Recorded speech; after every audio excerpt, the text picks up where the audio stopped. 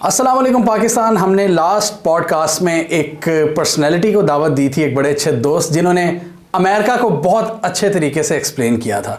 उस चीज़ को आपने बहुत ज़्यादा पसंद किया और तकरीबन 50% से ज़्यादा ऐसे कमेंट्स थे जो कह रहे थे कि यार इनको दोबारा इनवाइट करो। तो हमने आप लोगों की बात मान ली है और रिजवान को दोबारा इनवाइट किया है। वैसे तो मेरी ख्वाहिश है कि मैं इनसे लंबी लंबी डिस्कशन करता रहूँ अमेरिका पर, बट आज हम थोड़ा सा बात करेंगे बूमर्स पर और पाकिस्तान की जो इस वक्त कंडीशन है ना जो सारी दुनिया कह रही है कि हम डिफ़ॉल्ट के दहाने पर पहुंच चुके हैं। हम इसकी अंडरलाइन जो रीज़न्स हैं वो जानने की कोशिश करेंगे। रिजवान साहब कैसे हैं? मैं जिहाद भाई बिल्कुल ठीक ठाक हूँ। आप सुनाए कैसे हैं? बहुत बहुत शुक्रिया बताने का। ऑलवेज स्माइलिंग फेस, आप ऑलवेज स्माइलिंग। आपके साथ इस तरह बात करने का वैसे ही बड़ा मज़ा आता है। देखें, कहते हैं कि जब इल्म देना हो ना तो मुस्कुरा कर देना चाहिए। क्या बात है। अंडर टेंशन बंदा देता है ना तो वो इल्म की जो कहते हैं ना द वे टू ट्रांसफ़र करने में उसकी वो असर रसूख ख़त्म हो जाता है। अच्छा, तो इल्म हमेशा मुस्कुरा कर देना चाहिए। हमने लास्ट पॉडकास्ट के एंड पर यही डिस्कस किया था कि पाकिस्तान की भी जो प्रॉब्लम्स हैं कि पाकिस्तान क्यों नहीं आगे बढ़ पाया, मॉडर्न वर्ल्ड से क्यों पीछे रह गया। हम आपके ख़्याल में क्यों इस वक्त तबाही के दहाने पर खड़े हैं आपके ख़्याल में? जिहाद जो असल में एक कौम है ना, उसकी एज एक इंसान से ज़्यादा होती है। ठीक है। तो उसके लिए बहुत ज़्यादा ज़रूरी है कि हम एक कौम की एज को उसके सालों में ना देखें कि पाकिस्तान को 75 साल हो गए हैं। हमने देखना कि पाकिस्तान में इस वक्त कितनी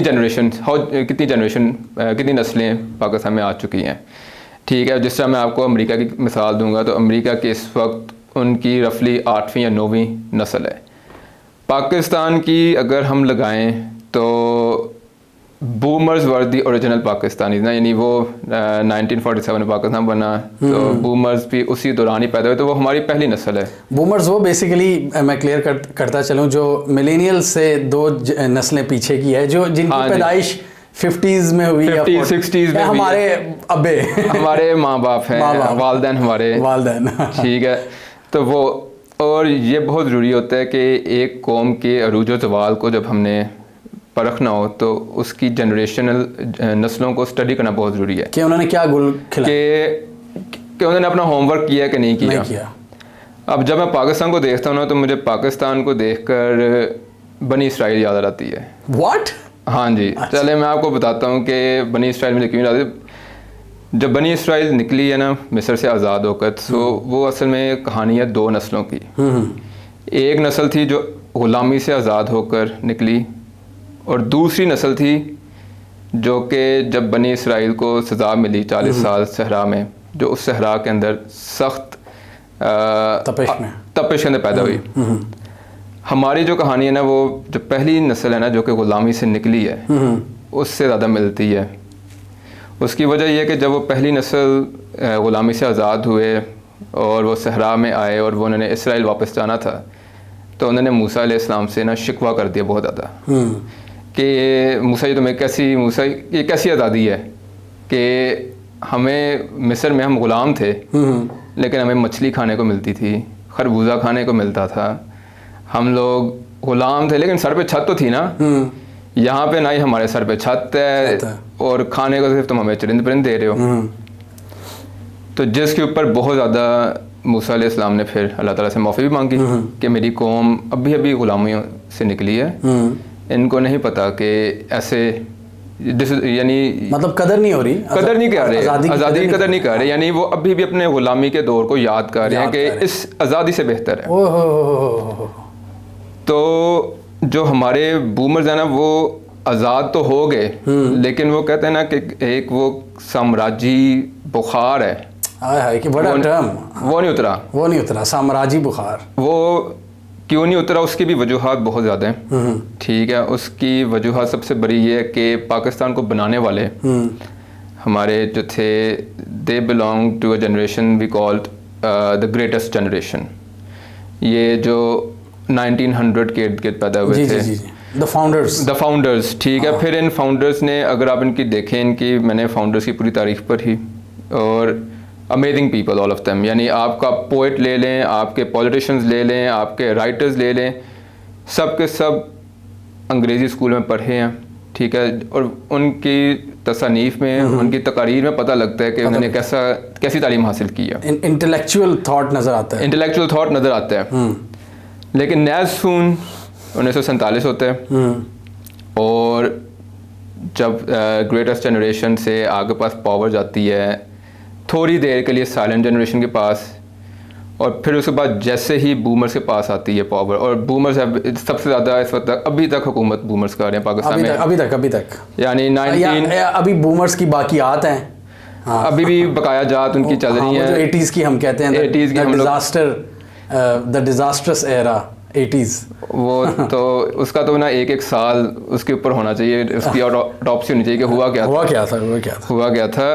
तो 40 years ऑफ द रूल, और हर वो चीज़ जो उन्हें, एक तो बहुत इम्पॉर्टेंट चीज़ है जो हम भूल जाते हैं कि पाकिस्तान का दारुल हुकूमत तब्दील हुआ बूमर्स, जब वन बूमर्स वर राइजिंग, पाकिस्तान का दारुल हुकूमत कराची से इस्लामाबाद चले। हम साउथ से नॉर्थ में चले, साउथ से नॉर्थ। हाँ। कराची एक वो मुल्क जो कि पाकिस्तान को रिफ्लेक्ट भी करता है कि वहाँ पे हर तरह का पाकिस्तान की एथनिसिटी वहाँ पे हर तरह की मतलब इट्स अ मिनी पाकिस्तान।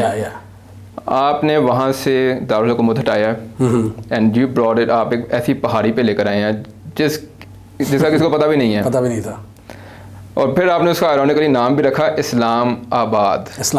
और उस इस्लामाबाद से फिर जो पाकिस्तान के अंदर पिछले 42 साल में हुआ, वो यानी वो याद करने को भी दिल नहीं करता तारीख में, कि यानी स्याह हरूफ में वो लिखी जाएगी तारीख पूरी की पूरी। और मैं ये नहीं कहता हूँ कि सिर्फ पाकिस्तानी बूमर्स जो हैं कि इनके अंदर अपने अंदर कोई खामी थी, ये एक ग्लोबल फिनोमेनन था बूमर्स का। हम फ़र्ज़ करें अमेरिका की मिसाल देते हैं। अमेरिका के अंदर जब पावर में थे द ग्रेटेस्ट जनरेशन, जिनको अमेरिकन ग्रेटेस्ट जनरेशन कहते हैं इसलिए कि दे वर ऑल अबाउट, एक तो अव्वल तो उन्होंने वर्ल्ड वॉर 1 भी देखी, वर्ल्ड वॉर 2 भी लड़े। जी। तो वर्ल्ड वॉर 2 का इख्तिताम भी पाकिस्तान के बनने के साथ ही हुआ था ना, तो उनकी ग्रेटेस्ट जनरेशन वो थी जिन्होंने अब चले अभी हमारी ग्रेटेस्ट जनरेशन नहीं बनती। लेकिन मसला ये है कि क्योंकि हम भी इधर बरतानिया के अंदर ही असर रसूख में थे, तो वहाँ से उनकी greatest generation was development led economy. उन्होंने अपने माशरे को बनाया था कि हमने डेवलपमेंट करनी है, हमने हर चीज़ में आगे जाना है, हमने तालीम में भी आगे निकलना है, हमने तरक्याती मंसूबे भी तेज़ी से आगे लेकर जाने हैं। आप अगर कनेक्टिविटी देखेंगे अमेरिका की, rail road connectivity, railway network सारा, हाँ जी, और ये आपकी सारी की सारी हाईवेज, ये जो कहते हैं इंटरस्टेट्स, ये ग्रेटेस्ट जनरेशन बना कर गई हुई है उनकी। तो उनका सारा का सारा इकोनॉमिक सिस्टम था डेवलपमेंट लेड। बूमर्स ने आकर boomer started coming in power in America early 70s के अंदर। जल्दी वहाँ पर जरा ना सियासत में लोग जल्दी उनको ऑप्शन मिल जाती है जल्दी आने की। द फर्स्ट थिंग क्या करते हैं, they get rid of Bretton Wood agreement.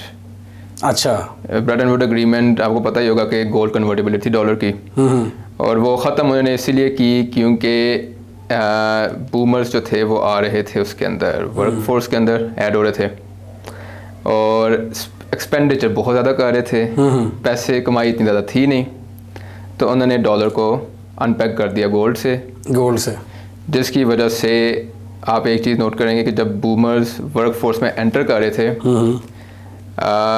America का जो ग्रॉस डेट था, टोटल डेट, वो था सिर्फ 1/3 ऑफ द इकोनॉमी, और जितना उनके पास पैसा फेडरल रिजर्व में पड़ा हुआ था वो था 4 times।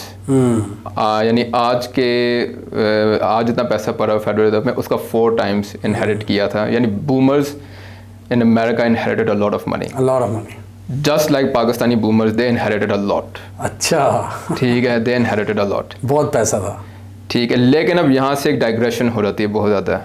ठीक है, डाइग्रेशन एक ये भी हो जाती है कि अमेरिका के अंदर भी बूमर्स ने they let a consumption led economy, Pakistan में भी यही हुआ, जिसमें हमने देखा मार्केटिंग शुरू हुई, ब्रांड सामने आए, फिर पॉप कल्चर को यूज़ किया गया उन ब्रांड्स को प्रमोट करने के लिए। हाँ जी, फिर वो ड्रग्स एंड वो सारा कल्चर शुरू हुआ जिसमें न्यूडिटी भी थी और उसमें क्लबिंग थी, वो सारा कुछ था, वो अमेरिका में था। हमारे अंदर फिर एक एक दूसरा एलिमेंट भी आ गया, इस्लामाइजेशन भी आ गई। हाँ। ठीक है, उसकी भी वजूहात ये आई कि 1979 के अंदर ईरान के अंदर रेवोल्यूशन आ गया। हाँ। ठीक है, उसकी हम लोग आज तक बात नहीं करते कि द इरानियन रेवोल्यूशन का हमारे ऊपर एक डायरेक्ट इफेक्ट पड़ा। हाँ, इरानियन का, क्योंकि पाकिस्तान के अंदर ईरान के बाद सबसे बड़ी शिया पॉपुलेशन है दुनिया के अंदर। लेकिन कि ये रोकने के लिए कि कहीं वो कहीं असरअंदाज ना कर सके खुमैनी पाकिस्तानी शिया को, सऊदीज़ ने अच्छा उस वक्त सऊदी अरेबिया के अंदर भी एक हुआ था वाक़या 1978 के अंदर खाना काबा पे कब्जा हुआ था, खाना काबा पे अटैक हुआ था। जुरहम अल-उतैबी उस बंदे का नाम था जिसने, और वो स्ट्रिक्टली, वो कभी हम बाद में बात करेंगे कि वो रीज़न क्या थी कब्ज़ा करने की। सही। लेकिन उसकी वजह से सऊदी अरब के अंदर एक बहुत extreme level of religious fervour पैदा हुआ, जिसको बाद में उन्होंने एक्सपोर्ट किया, और Pakistan was the biggest importer of that religious fervour. उसकी वजह से आप ये चेक करेंगे कि 250 के करीब मदरसे रजिस्टर्ड थे पाकिस्तान के अंदर 70s यानी ज़ियाउल हक के आते वक्त 250 के करीब। By the end of Ziaul हक 23,000 के करीब मदरसा थे रजिस्टर्ड। आप 100 गुना बढ़ गए, 100 गुना, यानी इतना ज़्यादा 100 गुना ज़्यादा मदरसे बढ़े। और आजकल तो मैंने पढ़ा है कहीं 4 लाख हैं, मुझे ये नहीं पता। अब तो हर गली में, अब तो हर गली के मस्जिद में। हाँ जी। तो वो यानी एक आप रीज़न कह रहे हैं कि सऊदी अरेबिया ने बहुत ज़्यादा, ये तो एक ओपन सीक्रेट है कि सऊदी अरेबिया ने फंड किया। और 80s में जो अफगान वॉर थी, उसमें CIA का पैसा आ रहा था और सऊदीज़ का पैसा आ रहा था, वो हम अपने बच्चों को रेडिकलाइज कर रहे थे, तो उसकी वजह से भी एक वो भी रीज़न थी। और दूसरा यही था कि ईरान का असर रसूख ख़त्म, क्योंकि हम भूल जाते हैं ये बात कि हम ईरान से ज़्यादा करीब थे। हाँ, बिफोर सऊदी के बनस्बत बहुत ज़्यादा। हमारा तो बॉर्डर लगता है इतना बड़ा। जनाब, हमारी फर्स्ट लेडी नुसरत भुट्टो ईरानी थी, तो आप किधर, यानी कि ईरान का असर रसूख रोकने के लिए उन्होंने फंड किया तो था। फिर मदरसे खोले, एक तीर से 2 शिकार किए, इधर से मुजाहिद भी पैदा किए, अफ़गानिस्तान से सोवियत यूनियन को भी निकाला। लेकिन इस सारे के अंदर ना जो एक बहुत बड़ा जहाँ पे हमने लॉस बूमर्स ने क्रिएट किया, वो ये किया कि हमने किसी किस्म की जो है ना वो डेवलपमेंट ही नहीं की, बिल्कुल भी।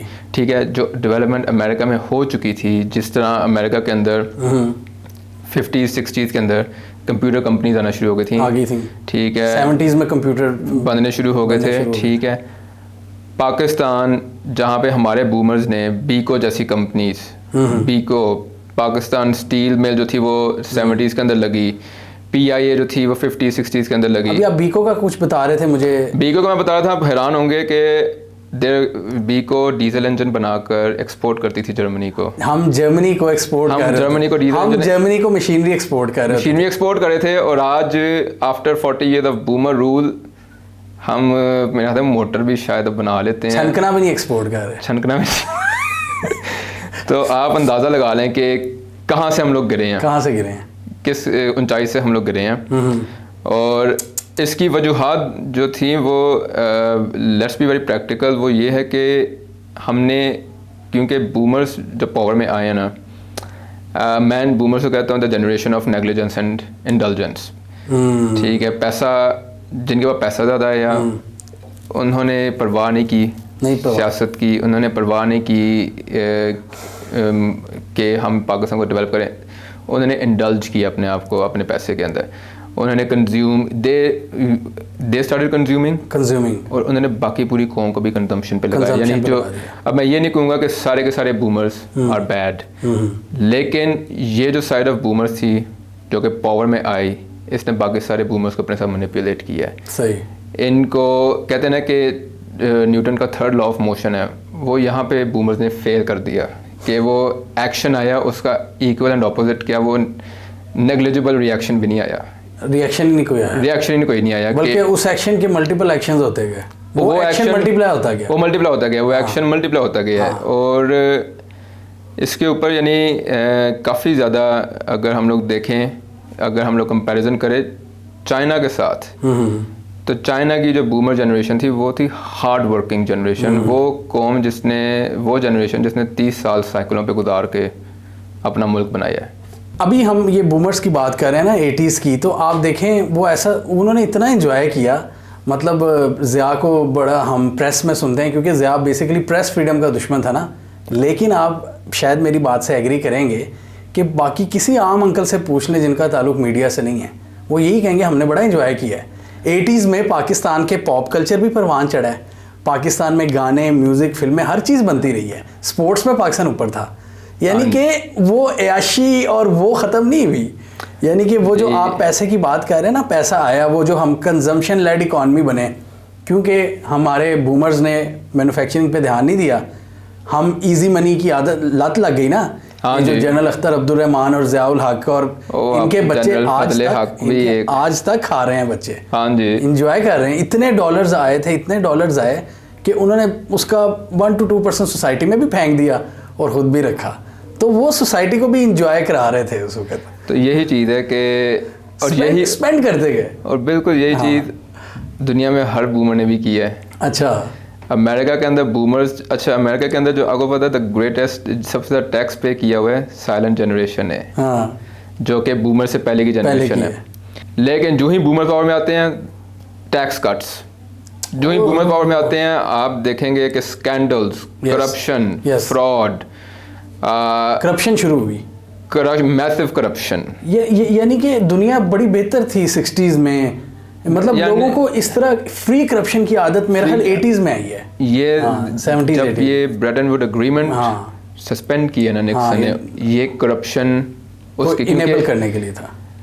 मैं ये नहीं कहूँगा करप्शन को इनेबल करने के लिए था, वो बेसिकली उसने डॉलर को बचाना था, वो डॉलर बच गया, ठीक है। उसके बाद फिर ये आपकी फाइनेंशियल डीरेगुलेशंस बड़ी स्लोली शुरू हुई, ठीक है। और जो चीज़ मुझे सबसे ज़्यादा जिसका मुझे बूमर से वो भी है, स्पेशली अमेरिकन बूमर से, जो इन्होंने ग्लास-स्टीगल एक्ट बिल्कुल ख़त्म कर दिया। ग्लास-स्टीगल एक्ट एक अमेरिका के अंदर एक कानून पास हुआ था 1934 के अंदर, ग्रेट डिप्रेशन के बाद, जिसके अंदर बैंकों पे पाबंदी लग गई थी कि वो हमारा पैसा, अवाम का पैसा, किसी का पैसा ना इन्वेस्ट नहीं कर सकते। अच्छा, ठीक है ना, यानी पाबंदी लगा दी थी।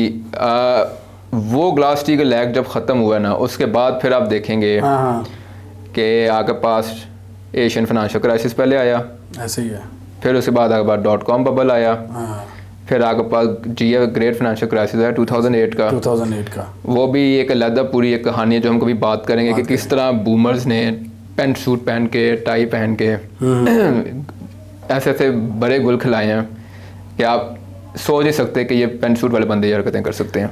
ये जो बैंक, कमर्शियल बैंक इन्वेस्ट करते हैं आगे, ये बेसिकली यही है ना, कंजम्पशन को पुश कर रहे हैं। यानी और ये चीज़ मेरे हिसाब से 2019 में पीक हिट कर गई थी, ये बिफोर कोविड, यानी कोविड ने थोड़ी स्पेंडिंग फिर, अच्छा कोविड ने स्पेंडिंग स्प्री कम भी की है, लेकिन दूसरा जो है ना कोविड ने, अच्छा दूसरा एक बड़ी इंपॉर्टेंट चीज़ जो मैंने अपने लास्ट पॉडकास्ट, बूमर्स ने ग्लोबलाइजेशन को भी पुश किया बहुत ज़्यादा। ग्लोबलाइजेशन को क्यों पुश किया है? क्योंकि स्पेशली अमेरिकन बूमर्स ने, क्योंकि वहाँ पे मैन्युफैक्चरिंग महंगी हो रही थी, कंजम्पशन तो अपनी जो चले लालच अपनी भरनी है ना अपनी आप कि मुझे ये भी चीज़ चाहिए, मुझे गाड़ी भी चाहिए, मुझे घर भी चाहिए, मुझे टीवी भी चाहिए, मोबाइल स्मार्टफोन महंगा चाहिए, हर चीज़। हाँ जी, तो अच्छा फर्नीचर चाहिए, अच्छा यानी एक दूसरा कम्पीट भी करना है कि आई गॉट दिस। यानी मैं आज भी जब अपने देखता हूँ ना अंकलों को, तो वो बातें करते हैं कि मेरे पास, यानी अभी दिखाते हैं लोग अपनी गाड़ियाँ कि जी मैंने ये गाड़ी ली है, फिर ये चीज़ नई जनरेशन में फिर ये चीज़ मुंतकिल होती है, ट्रांसफ़र होती है नई जनरेशन के अंदर। तो मैं आपको ये तो उसके लिए ग्लोबलाइजेशन ने पुश किया बहुत ज़्यादा, ठीक है। लेकिन अब जिस तरह हम लोग आ गए मिलेनियल्स, अब बूमर्स को तो उसका नुकसान नहीं हुआ, बूमर्स के पास उनकी जॉब्स सेफ थी। Boomers had the highest median wage in the history of the world, highest median wage. America के अंदर भी आप एडजस्ट इन्फ्लेशन को एडजस्ट करें तो they had higher wages than a millennial और a gen Zee right now, जब वो वर्कफोर्स ज्वाइन करते थे। टैक्सेस भी सबसे कम पे किए बूमर्स ने, ठीक है। फिर बूमर्स ने सबसे बड़ी बात मैं आपको बताता हूँ कि बूमर्स को तालीम भी सस्ती मिली, अच्छी मिली, ठीक है, लेकिन आज का जो मिलेनियल है अमेरिका में वो स्टूडेंट डेब्ट के नीचे बैठा हुआ है। हम लोग इधर पाकिस्तान के कर्ज के नीचे मिलेनियल्स, मतलब मिलेनियल्स दबे हुए हैं, मिलेनियल्स को दबाया गया है। और मैं भी रिसेंटली एक ये the Federal Reserve of Saint Louis America का पे, उसने अपना एक ऑपेड लिखा था रिसेंटली। उसने बोला था कि the millennials are the new lost generation. Lost generation, they are the new lost generation. एक लॉस्ट जनरेशन थी वो अमेरिकन सिविल वॉर के फ़ौरन बाद आई थी। उस वक्त भी अमेरिका के अंदर एक बहुत ज़्यादा सिविल वॉर के बाद एक आई थी इकोनॉमिक डिप्रेशन आया था एक्सट्रीम लेवल का। उसको यानी रिक्लेम करते हुए ना इकोनॉमी को बहुत टाइम लगा। उस इकोनॉमिक प्रोग्रेस के दरमियान जो जनरेशन है उसको कहते हैं लॉस्ट जनरेशन। सही। तो वो कहते हैं कि क्योंकि जो मिलेनियल्स है ना उनकी प्रॉस्पेरिटी को बहुत ज़्यादा हिंडर किया है बूमर की पॉलिसीज़ ने। यानी द फर्स्ट थिंग, बूमर ने हमेशा उस पॉलिसी को पुश फॉरवर्ड किया है जिसके अंदर उनके जो इमीडिएट बेनिफिट्स थे ना वो लिंक्ड थे।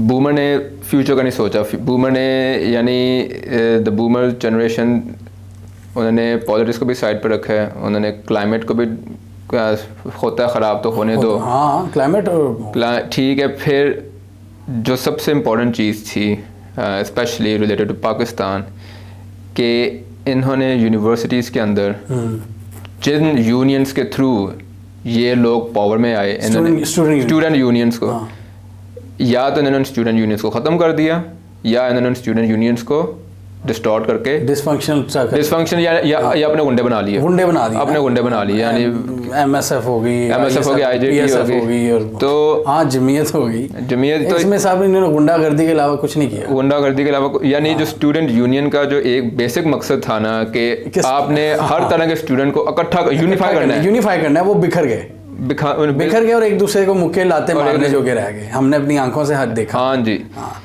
तो फिर आप पाकिस्तान के अंदर देखेंगे कि इन्होंने इंडस्ट्रियलाइजेशन के बजाय अमेरिका से डॉलर्स कैश लेने शुरू किए। वही ना 80s में जो हम बात कर रहे हैं, डायरेक्ट डॉलर्स। और तो सबसे बुरी एडिक्शन लगाई इन्होंने पूरी कौम को IMF की, जो सबसे गंदी एडिक्शन लगाई इन्होंने IMF की। और मेरे ख्याल से बूमर्स के हम लोग 23 दफ़ा टोटल गए हैं, 23 दफ़ा।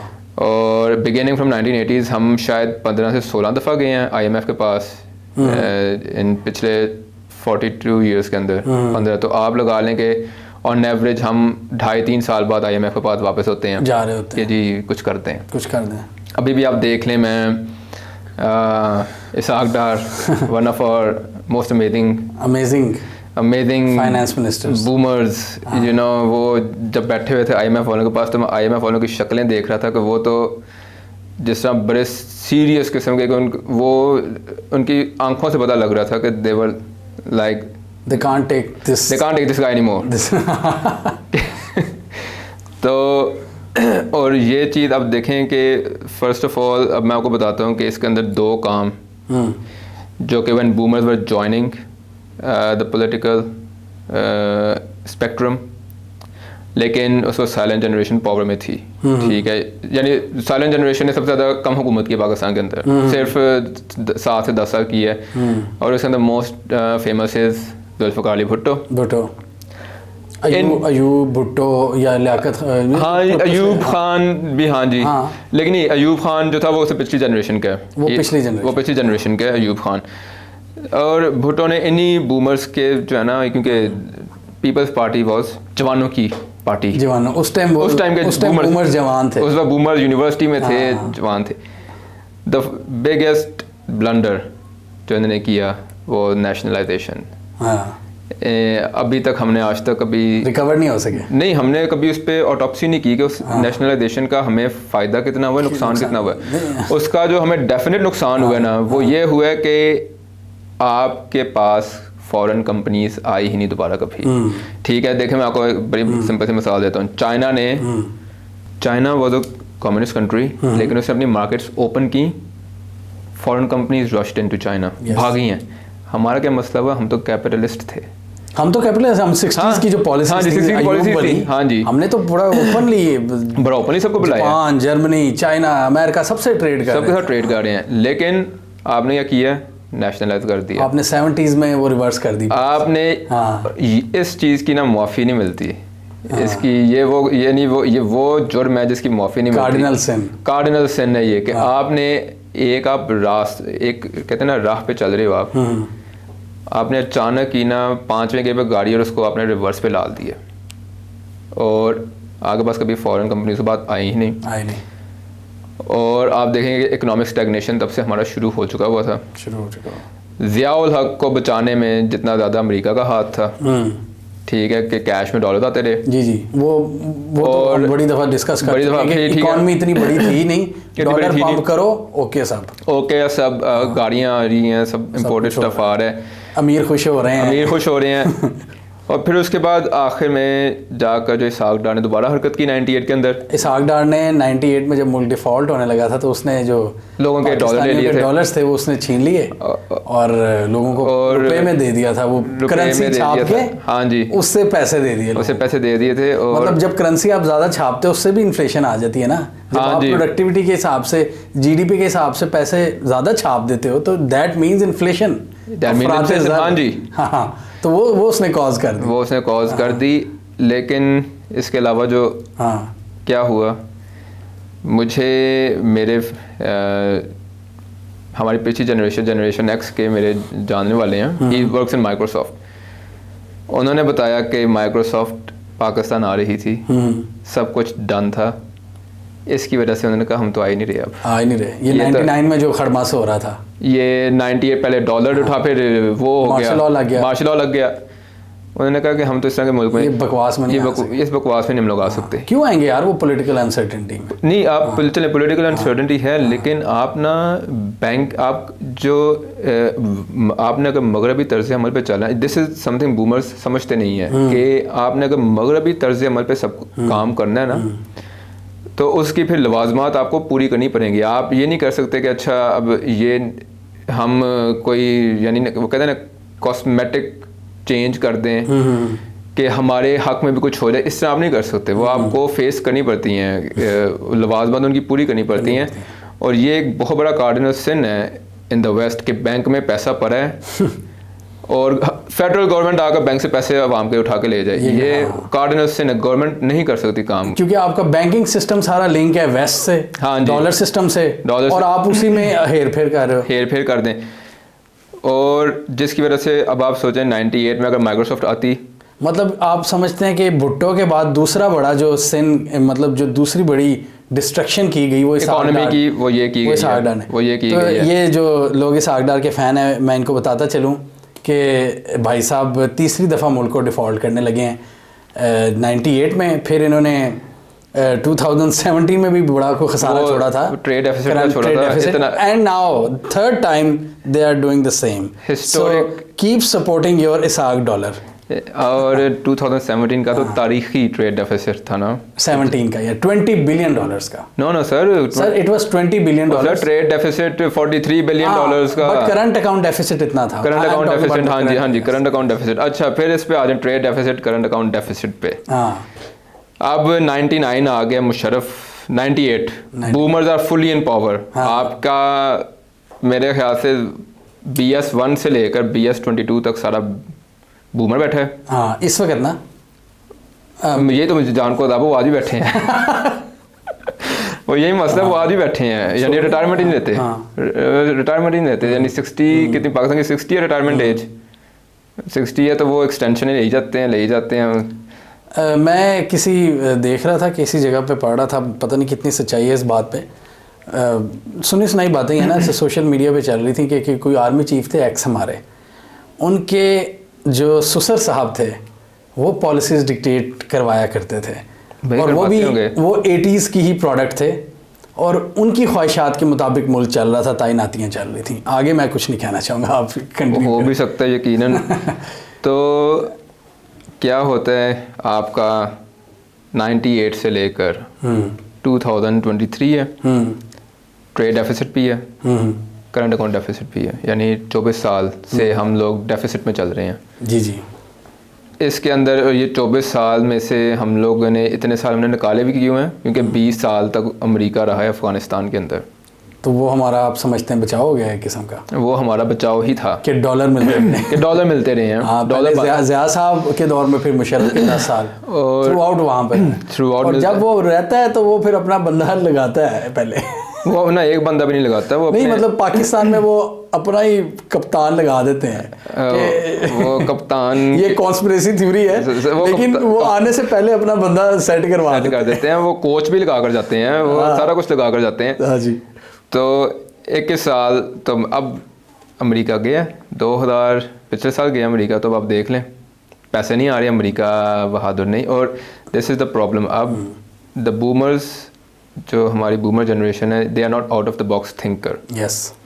वो अभी जितने भी आपके पास लोग बैठे हैं इस वक्त, लेट्स बी वेरी ऑनेस्ट, आपके शहबाज शरीफ साहब गए थे मोहम्मद बिन सलमान से मिलने। मोहम्मद बिन सलमान मिलेनियल है, he's a millennial. He's of our generation. He is a for generation. अब आप उस बंदे की थिंकिंग और उसके ताए और अब्बा जी की थिंकिंग ज़मीन आसमान का फ़र्क होगा। वो जेब खर्च नहीं देगा। हमारा शहबाज शरीफ बूमर है, हमारा शहबाज शरीफ बूमर है, टिपिकल बूमर है, वेरी टिपिकल बूमर, यानी खाने वाला बूमर है, खाऊ बूमर है। और यानी वो बूमर है कि इसको आप यानी ही नॉट, यानी जो पाकिस्तानी बूमर है इसके बारे में एक चीज़ कहते हैं, इनके पास बसीरत नहीं है। ये 1 साल की प्लानिंग नहीं कर सकते सही तरीके से। तो इनसे ये पाकिस्तान को सोच चाहिए कम से कम 10 साल की प्लानिंग। यस, ठीक है। मैं ये नहीं कह रहा हूँ कि it should be a planned economy, लेकिन मैं ये कह रहा हूँ कि आपने 10 साल के अपने जो हैं अपने अपने सेक्टर्स देखने, अपने सेक्टर्स में इंप्रूवमेंट कैसे लेकर आनी है। सही। अब ये शहबाज शरीफ गए थे मोहम्मद बिन सलमान से मिलने, और मोहम्मद बिन सलमान ने एक बात की थी, वो कि get your house in order, अपने मामला दुरुस्त करो, अपने मामला। अच्छा, अब get your house in order को अगर आप मोहम्मद बिन सलमान के देखेंगे ना, तो उसने अपना हाउस इन ऑर्डर क्या किया था, जो 2017 में उसने रिट्ज कार्ल्टन में अपने ही खानदान के लोगों को तुन दिया था। और ऑन वेरी क्रेडिबल सोर्सेज इसने 80% वेल्थ शेक डाउन की है उन सबसे। उसने बहुत ज़्यादा पैसा शेक डाउन किया है। और one of the very most famous princes Talal bin Abdullah bin Talal, जो कि अमेरिका में काफ़ी ज़्यादा इन्वेस्टमेंट उसने की हुई थी ईबे वगैरह के अंदर, उसको भी किया। और वो उसके बाद से कभी नज़र भी नहीं आया मीडिया के अंदर उस तरीके से, जिस तरीके से वो उसकी मीडिया प्रेजेंस थी। This is what he meant by getting house in order. This is also, हो सकती है बात के उसकी ये मीनिंग हो कि हमने अपना हाउस इन ऑर्डर करो, लेकिन ये लोग नहीं करते। IMF आया और IMF ने साफ साफ बोला है कि आप BS-17 से लेकर BS-22 के जितने आपके अफसरान हैं उनकी बताएं क्या क्या सूरत हाल है, क्या वो सिविल है या मिलिट्री, सिविल या मिलिट्री, हमें बताएं कि आपकी जो ब्यूरोक्रेसी है 22वें ग्रेड की तक, उसमें 17 से क्या उसके असासे हैं, क्या असासे हैं, क्या वो उनको बेनिफिट्स गवर्नमेंट की तरफ से मिल रहे हैं, सरकारी बेनिफिट्स क्या मिल रहे हैं। अब वो यहीं पे बात आती है कि और बूमर्स डोंट अंडरस्टैंड कि एक इंसान जो है ना, that manners and habits makes a human। मेरी और आपकी जो आदत है ना, वो हमारी शनाख्त भी होती हैं, वो हमें इंसान भी बनाती हैं। आपकी बुरी आदत होंगी, वो आपकी पहचान बन जाएगी। जी। अब ये वो आदत हैं कि they are not ready to कहते हैं ना कि हमने नहीं छोड़नी अपनी गंदी आदतें, यानी इंडल्जेंस नहीं छोड़नी, हमने नहीं अपनी 4 गाड़ियाँ छोड़नी, हमने नहीं अपना फ्री का पेट्रोल छोड़ना, हमने नहीं अपनी सब्सिडाइज्ड बिजली छोड़नी। यस। और मुल्क चाहे बेशक चला जाए, तबाह हो जाए। आज आपने ये कूजे में बंद कर दी हैं पाकिस्तान की सारी मुश्किलात ना, कि this is the reason, they are not ready to give up their perks, they are not ready. और मैं इनको इसलिए ब्लेम नहीं भी करता हूँ क्योंकि this is a global phenomenon. ठीक है। हाँ, इन चाइनाज केस ऑपोजिट रहा है। चाइना के केस में इन्होंने आकर मेहनत की है बूमर्स ने, और उसका राइज नज़र भी आता है। और उसका फिर आपने राइज देखें, सरप्राइजिंग राइज है उनका। आप राइज इस लेवल का देखेंगे जो पाकिस्तान उनके, अब हमारा स्टेट बैंक उनके सेंट्रल बैंक को गाइड कर रहा था 80s में, और आज देखें वो अमेरिका को एक्सपोर्ट में कट मार गए। आपको मैं एक बताता हूँ बात, जो अमेरिका के अंदर काफ़ी कंसर्न है इनको चाइना के बारे में, कि वो कंपैरिजन कर रहे थे कि अमेरिका कितना स्टील प्रोड्यूस करता है, चाइना कितना स्टील प्रोड्यूस करता है। हाँ। तो उन्होंने उसकी बस एक कंपनी है चाइना की, बाओ steel, it's the world largest steel manufacturer, ठीक है। वो एक साल में इतना स्टील बनाती है जितना पूरा north US United states of America बनाता है, एक कंपनी पूरा मुल्क।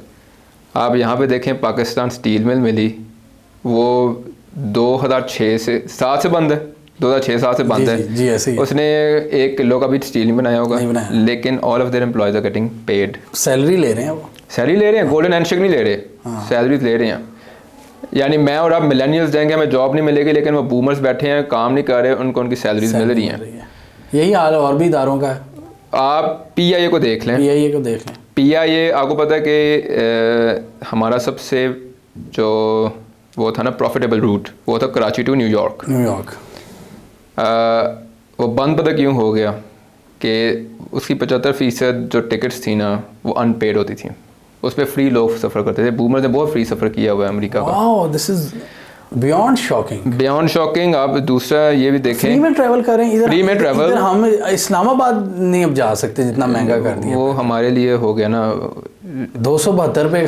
और आपको दूसरी बात बताता हूँ जो सबसे इम्पोर्टेंट चीज़ है कि एयरलाइंस की जो इकोनॉमी है ना वो डिपेंड करती है कि for each plane how many employees are there. अगर आप इस वक्त दुनिया की टॉप एयरलाइंस देखेंगे ना, कतर हो गई, एमिरेट्स हो गई, इतिहाद हो गई, तो इनका है हर प्लेन के इक्विवेलेंट है रफली 50 एम्प्लॉयज़, ठीक है ना। यानी एक प्लेन जो है ना वो 50 एम्प्लॉयज़ का खर्चा उठा रहा है। पाकिस्तान का पता पीएगा कितना है? 514।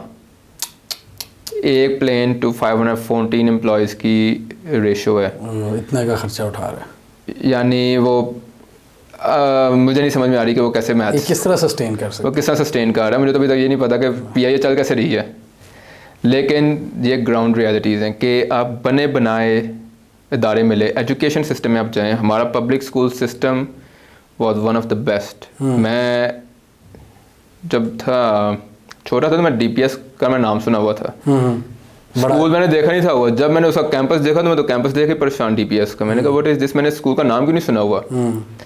लेकिन टोटली डिस्ट्रॉयड। क्या हुआ था कि आपके जितने भी ये स्कूल्स थे, cathedral, crescent, Saint Anthony, DPS, जो कि जहाँ से हमारे बूमर ज़्यादा पढ़े हुए हैं, भुट्टो की नेशनलाइजेशन ने इन सब को डाल दिया कमिश्नर के अंडर। अच्छा। ये पहले गवर्नमेंट पब्लिक पार्टनरशिप के अंडर थे, वो अब डायरेक्टली अंडर गवर्नमेंट जा चुके हुए हैं। यानी now the commissioner basically the principal of the school as well. I think it's the commissioner और द असिस्टेंट कमिश्नर, इन दोनों में से एक जब वो प्रिंसिपल भी है स्कूल का। आई डोंट नो कि क्यों इन्होंने ऐसे किया। और ये वो स्कूल्स थे जहाँ से आपकी हॉकी की टीम भी तैयार होती थी, ऐसे ही है, आपकी क्रिकेटर्स भी बनते थे, आपके स्क्वाश के चैंपियंस, आपके अब्दुल खालिक जो आपका कहते थे एशिया का तूफान, ओलंपियन जो था, मतलब इतने हीरे निकलते थे। आपके रेसलर्स जो कि जाकर मेडल्स जाकर जीत कर आया करते थे। अब आप देख लें कि वही स्कूल्स आपने डिस्ट्रॉय किए। ओके, फर्स्ट यू डिस्ट्रॉयड, आप चलो डिस्ट्रॉय ना करते, उनको एक्सपैंड भी ना करते, मेंटेन रख लेते। डिस्ट्रॉय किया, डिस्ट्रॉय करने के बाद क्या किया, पब्लिक स्कूल सिस्टम उठा के ले आए। यानी दिस एक होती है ना जुल्म की इंतहा, वो भी है कि एवरीथिंग दे मोनेटाइज्ड इट, हर चीज़ को मोनेटाइज। हेल्थ सेक्टर के अंदर लेकर नहीं आए, यानी जो गवर्नमेंट के अस्पताल हैं। मैं आज भी आपको बताऊं कि जो पाकिस्तान के अंदर जो आपके जना अस्पताल हो गया, जनरल हॉस्पिटल हो गया, मेयो हॉस्पिटल हो गया, सर्विसेज हो गया, इनको अगर थोड़ा सा कर लिया, इनको सिर्फ मेंटेनेंस की ज़रूरत है। They can compete with hospital in the UK, लेकिन नहीं करना, मेंटेन नहीं करना, आपने प्राइवेट हॉस्पिटल्स बना दिए। और वेरी यानी अफसोस की जो बात है कि आपका जो गवर्नमेंट का डॉक्टर है वो at the same time he is working in a private hospital as well. और ये भी वो चीज़ है जो कि बूमर्स ने इंट्रोड्यूस करवाई। हर चीज़ को मोनेटाइज किया है just to feed the consumption. यानी जो चीज़ें मिलेनियल्स की, हमारी अब जो अगली जनरेशन जो जेन ज़ी है, जो कि हमारा एक बेसिक राइट था, उसको मोनेटाइज कर दिया गया। अच्छा, अब मैं आपकी बात से मुझे एक बात याद आई। मैं थोड़े दिन पहले एक आर्टिकल पढ़ा था, अब ग्लोबल मीडिया पे ना बात हो रही है, जेन जी और मिलेनियल्स को टारगेट किया जा रहा है कि वो स्पेंडिंग ज़्यादा कर रहे हैं और उसकी वजह से इन्फ्लेशन हो रही है। मतलब जो चीज़ें वो मुफ्त कर रहे थे, अगर हम लोग पैसे खर्च करके भी करें उससे भी उनको प्रॉब्लम है कि हम स्पेंडिंग क्यों ज़्यादा कर रहे हैं। अच्छा, वो और जिसकी वजह से हम स्पेंडिंग करते हैं, मार्केटिंग इतनी ज़्यादा इन्होंने कर दी है, वो सारी उसके भी मौजूद यही लोग थे। नहीं, आपको यानी कि ये मार्केटिंग के और ब्रांड्स के और ये जो सारी आपकी ये गलीज बाहर के खाने, जो fast brand food fast food chains आपकी, ठीक है, इसको कब, ये तो सारी 80s 90s में आई थी। अब जब लोग उनको खर्चते हैं तो हम, हाँ, ये हमारी जनरेशन पे डाल रहे हैं। अच्छा नहीं, एक तो अव्वल तो ये चीज़ जो इनको ना, एक होता है ना कि आप वो नहीं करते, रेट्रोस्पेक्ट नहीं करते ना अपने, देखते नहीं है कि एक पिक्चर है कि आपने मिलेनियल्स को डाल दीजिए, मिलेनियल्स खर्चा वो करते हैं। भाई मिलेनियल्स चले, मैं पाकिस्तानी मिलेनियल्स की बात करता हूँ, पाकिस्तानी मिलेनियल्स बहुत कमाता भी नहीं है, नहीं कमाता, ठीक है। आज का जो बूमर अभी भी बैठा हुआ है ना किसी इदारे के अंदर, वो एक मिलेनियल की जो एंट्री हो रही है ना वर्कफोर्स में, उससे कम से कम 15 to 20 टाइम्स ज़्यादा कमा रहा है इस वक्त जो बूमर है। और वो बूमर रिटायरमेंट की एज क्रॉस भी कर चुका है, लेकिन वो रिटायर होता नहीं है, वो खाता रहता है, हमारे खाता रहता है। और दूसरी बात, पाकिस्तान के अंदर जो मैं बड़ा हो रहा था और मैंने अपनी आंखों से देखा है कि क्लोथिंग ब्रांड्स बहुत ज़्यादा बने हैं, क्लोथिंग ब्रांड्स, फूड चेन्स बहुत ज़्यादा बनी है, और इन चीज़ों की फिर हाइपर मार्केटिंग की है, hyper extreme level of marketing की है। And then came the social media और इंस्टाग्राम पे जब आप सारा दिन देखते हो, देन आप देखते हैं तो बाय करने के अलावा क्या काम करोगे? ये तो आप कहते हैं ना कि इसको मार्केटिंग, आप मार्केटिंग कहते हैं, मैं इसको मैनिपुलेशन कहता हूँ। मैनिपुलेशन है, सिंपली इज दैट। और वही बात आ गई है कि nothing against all of this, spending करनी है आप करो, लेकिन फिर वसाइल भी बढ़ाओ, ठीक है। आपने वसाइल बढ़ाए नहीं, आपने क्या किया कि जिन चीज़ों से वसाइल बढ़ सकते थे उनको ही ताले लगा दिए, जो आपके इदारे थे, ठीक है, थे जो आपके एक्सपोर्ट कर सकते थे, चीज़ें जो कर सकते थे। यार मैं आपको बड़ी एक हैरानी की बात बताता हूँ कि ये केमिकल इंजीनियरिंग का मैं अपना ना कोर्स, बायोटेक्नोलॉजी का कोर्स कर रहा था, तो मुझे बड़ी खुशी हुई एक चीज़ देख के। 1972 का एक रिसर्च आर्टिकल मुझे मिला एग्रीकल्चर यूनिवर्सिटी ऑफ फैसलाबाद का। अच्छा, हाँ जी, 19, तो मैं बड़ा खुश हूँ। मैंने ग्लोबल कोर्स था? नहीं, ये बेसिकली मेरे कोर्स से रिलेटेड एक मैंने कोर्स वर्क करना था, तो उसके लिए मुझे रिसर्च के लिए ना आर्टिकल, तो उसका मिल गया आपको फैसलाबाद का। फिर मैंने सोचा, मैंने कहा 1972 में अगर ये पब्लिश कर सकते तो अब क्यों नहीं आ रहे।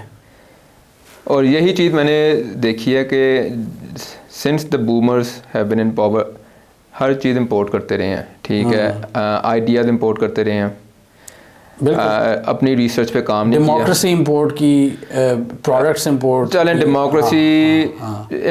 डेमोक्रेसी भी नहीं, मैं आपको बताता हूँ, इंपोर्ट करते हैं लेकिन फिर ना उसके अंदर अपनी वो भी मिलावट कर देते हैं, हर चीज़ में मिलावट।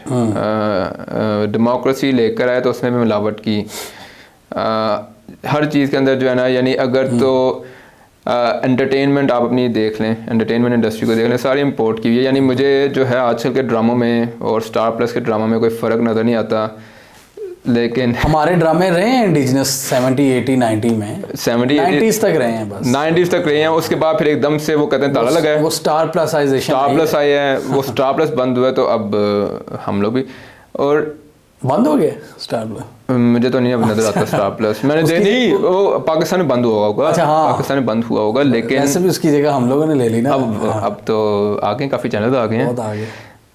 इशू ये आ गया कि आपने एंटरटेनमेंट इंडस्ट्री, चलें हमने इंडिया का पैटर्न किया, मैं कहता हूँ कि आपने अगर अमेरिका के पैटर्न में चलते हैं एंटरटेनमेंट इंडस्ट्री के अंदर, आप थोड़ी सी, अगर आपने सिर्फ एंटरटेन ही करना ठीक है, लेकिन आप लोगों को थोड़ा सा इल्म भी दो। यानी इसी मौजू के मुतालिक जो है कि एक मूवी है बहुत अच्छी, द बटलर एक अमेजिंग मूवी है, और वो मूवी इसी डायनामिक्स को देखती है कि एक ओल्डर जनरेशन और न्यू जनरेशन के दरमियान जो तज़ाद है वो क्यों कर है, और फिर वो उसका एंडिंग कैसे होती है उसकी। यानी eventually the older generation realizes that the newer generation is the way forward. अच्छा, फाइनली उनको पता लग जाता है. Finally उस movie, and it's a true story. It's a true story. और वो अगर आप मूवी कभी देखें ना तो वो मूवी कम लगती है ना, ड्रामाटाइज डॉक्यूमेंट्री ज़्यादा लगती है. बहुत अच्छी मूवी है, उसका पावरफुल मूवी है, काफ़ी ज़्यादा उसके अंदर उसके जो क्लाइमैक्स है उसका वो एक्सट्रीमली पावरफुल है. जो उसकी रियलाइजेशन होती है कि the new generation is the way forward. This is something हमारे बूमर्स को अब ये समझना पड़ेगा कि the new generation is the way forward. ठीक है. पाकिस्तान के अंदर एक तो हमारे जो बूमर्स के अंदर जो जहन में रहा है कि जहानत बहुत ज़रूरी है इंसान की काबिलियत को जांच पड़ताल करने के लिए, कि इंसान कभी जो है ना ज़हीन इंसान काबिल हो सकता है, वरना नहीं हो सकता. इंटेलिजेंस पे ध्यान दिया, लेकिन इन the end of the day eventually turns out it's not necessary. एक बहुत इम्पोर्टेंट इसकी कंसिस्टेंसी नहीं कभी इनके मुंह से सुना, कभी हार्डवर्क, मतलब वो चीज़ कंसिस्टेंसी या परसिवियरेंस बड़ी ज़रूरी है, रेजिलियंस बड़ी ज़रूरी होती है. बहुत ही चीज़ें होती हैं, सिर्फ इंटेलिजेंस सब कुछ नहीं होती. और जिस बंदे ने IQ का टेस्ट जो हुआ, the pioneer of IQ test, उसने इसको उसी की रिसर्च ने इसको डिबंक भी किया है कि intelligence doesn't means success. Yes, intelligence is not a guarantee of success. His name was Lewis Terman. और इंटेलिजेंस को भी उन्होंने एसोसिएट कर दिया नंबरों से कि पोजीशन आएगी क्लास में तो पोजीशन आएगी अब मैं वही आपसे बताऊं ना कि सिविल सर्विसेज में एग्जाम्स की ना देख रहा था तो आई वाज रियली शॉक्ड. मैंने कहा ये क्या फिलोसोफर्स या साइंटिस्ट पैदा करने हैं, सिविल सर्वेंट्स पैदा करने हैं. Civil servants don't need this kind of papers. आप सिविल सर्वेंट्स को प्रोजेक्ट बेस्ड एग्जाम्स दो कि आपने, मैं फ़र्ज़ करें कि लाहौर की ट्रैफिक का कोई हल निकालना है तो उसके ऊपर उसको सर वो तो पास ही रट्टे से होते हैं. That is the biggest problem. But वो तो और डेटें याद कर रहे होते हैं कि फलान डेट पे क्या हुआ था, फलान डेट पे. वो क्या उसको देगी एक CSS ऑफिसर को. और ये चीज़ है कि जो कि हर्ट भी करती है कि again this is their total experience. रट्टा नथिंग विजनरी, नथिंग जेन्युइन. रट्टा लगा के फर्स्ट पोजीशन ले लो. हाँ जी, यू आर वेरी गुड. बाकी very good gentleman, very good. और यही मसला आ गया कि बहुत लाइक हो.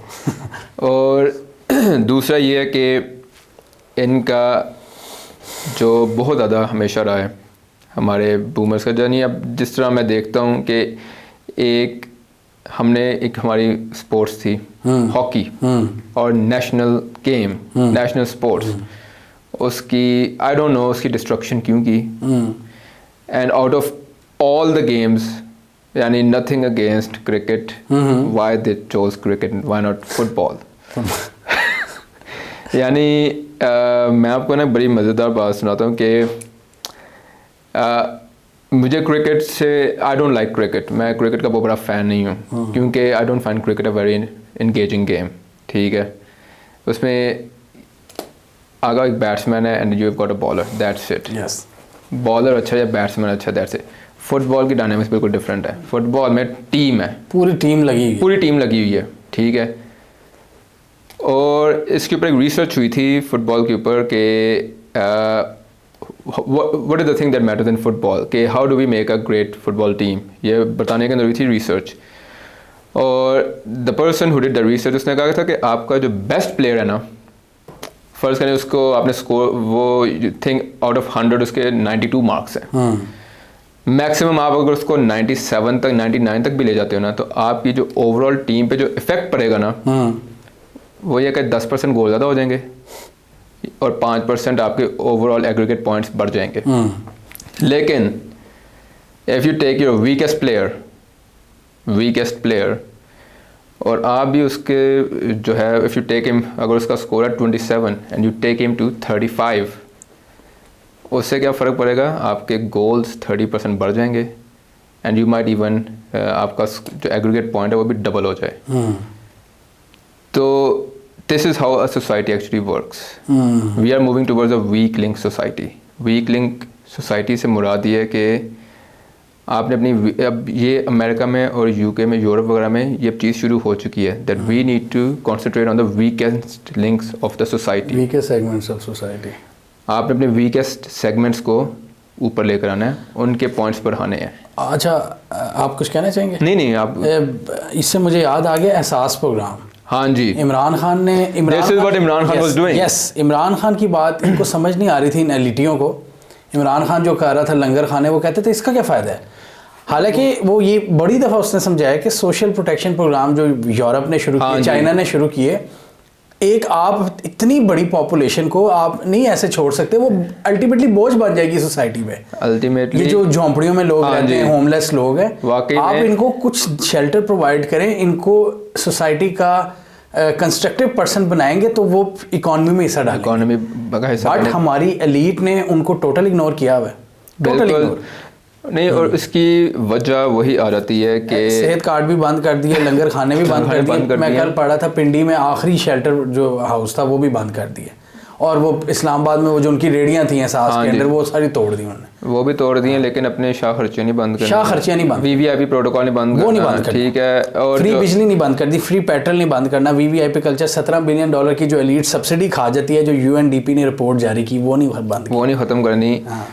$17 बिलियन, 17 अरब डॉलर। और फिर आप ये भी सोचें कि अभी जो शहबाज शरीफ को मना भी किया तुर्की ने ना हो गए हैं, वो गया, जबरदस्ती गया, वो हंस रहा था वहाँ पे उर्दुगान साहब। हाँ जी। और अच्छा, फिर जो लेकर गए हैं जो अमदादी, वो भी तुर्की का ही सामान वापस कर दिया, रीपैकेज करके, यानी एक्सट्रीम लेवल ऑफ रिपोर्ट्स हैं, बट आ रही हैं इस तरह की रिपोर्ट्स, एक्सट्रीम लेवल ऑफ जो है ना ह्यूमिलिएशन। यानी अब तो मुझे लगता है इनको शर्मिंदगी भी नहीं होती ये काम, बिल्कुल शर्मिंदगी भी नहीं होती, यानी अब हर काम तो कर चुके हैं। और the reason they are like this के दुनिया ने ना काफ़ी सदियों से, हमने कहते हैं strong link society. Strong link society ये है कि पुराने ज़माने में आप जाएंगे, यूरोप चले जाएं, जहाँ आपको बड़े बड़े मैंशंस नज़र आएंगे, ठीक है ना, वो होती थी स्ट्रॉन्ग लिंक सोसाइटी की, जहाँ पर आप एलीट को, स्ट्रॉन्ग एलीट है उसको और स्ट्रॉन्ग करते हैं, ठीक है ना। That is how a society works, के एक एलीट मौजूद है, आपने उसी को स्ट्रेंथन करी जा रहे हैं, you are doing that continuously.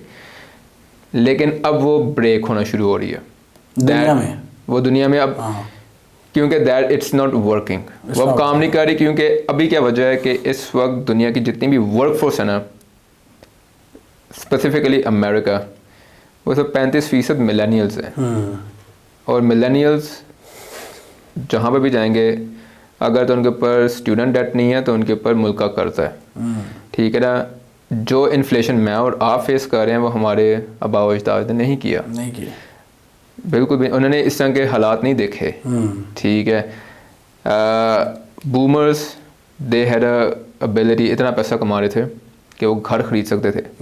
आज घर बनाना हमारे जैसे लोगों के लिए नामुमकिन है, नामुमकिनात में से हो गया हुआ है। मैं देख रहा था, एक यूसी सैन डिएगो का प्रोफेसर था, उसने लिखा हुआ था अपनी ट्वीट के ऊपर कि मैंने काम शुरू किया ग्रेजुएशन के बाद, तो मेरी सैलरी इतनी थी और घर $1,065 ईयर वो बना रहा था, और उस वक्त घर मिलता था $4,000 का, कहते $4,000 का बड़ा बेहतरीन घर, कहते हैं। लेकिन अब जो एंट्री जॉब है उसकी $50,000 है मीडियन, लेकिन घर जो है आपको वो $3-4 लाख से कम का नहीं मिलेगा। और कहता है ऑन टॉप ऑफ दैट मेरे पर कोई स्टूडेंट डेट भी नहीं था, टैक्सेस भी लो थे, तो मेरे लिए ईजियर था बनाना। लेकिन अब जो है जितना भी आपका जो मिलेनियल या जेन ज़ी वर्कफोर्स में आ रहे हैं, they are unable to buy. यानी इस वक्त मैं देख रहा था कि मैनचेस्टर के अंदर जहाँ से मैंने 10 साल गुजारे हैं, लोगों को अपने माँ बाप के घर में वापस जाना पड़ रहा है कि उनको वो रेंट ही नहीं बर्दाश्त कर पा रहे, इधर रेंट इतना बढ़ गया। और इस सारे की वजह जो आ रही है ना, वो in the end of the day आ रही है कि आप जब बूमर्स की देखते हैं ना, their life time, they from their work when they start working to now when they are retiring, आप उनका डेट का ग्राफ देख लें, जितना कर्जा वो छोड़ के जा रहे हैं, ऑब्सीन अमाउंट ऑफ कर्जा, ऑब्सीन, और वो हमें पूरा करना पड़ेगा, और वो अब हमें पूरा करना पड़ेगा, ठीक है, आप पाकिस्तान का भी देख लें कि $100 बिलियन से $114 बिलियन का हो चुका है। 116 हो नहीं 114 हो चुका है, ये भी वापस भी किए हैं, थोड़े से वापस भी किए हैं, तो 114 अरब डॉलर हो चुके हैं। और एक्सपोर्ट हमारी गिरती जा रही है।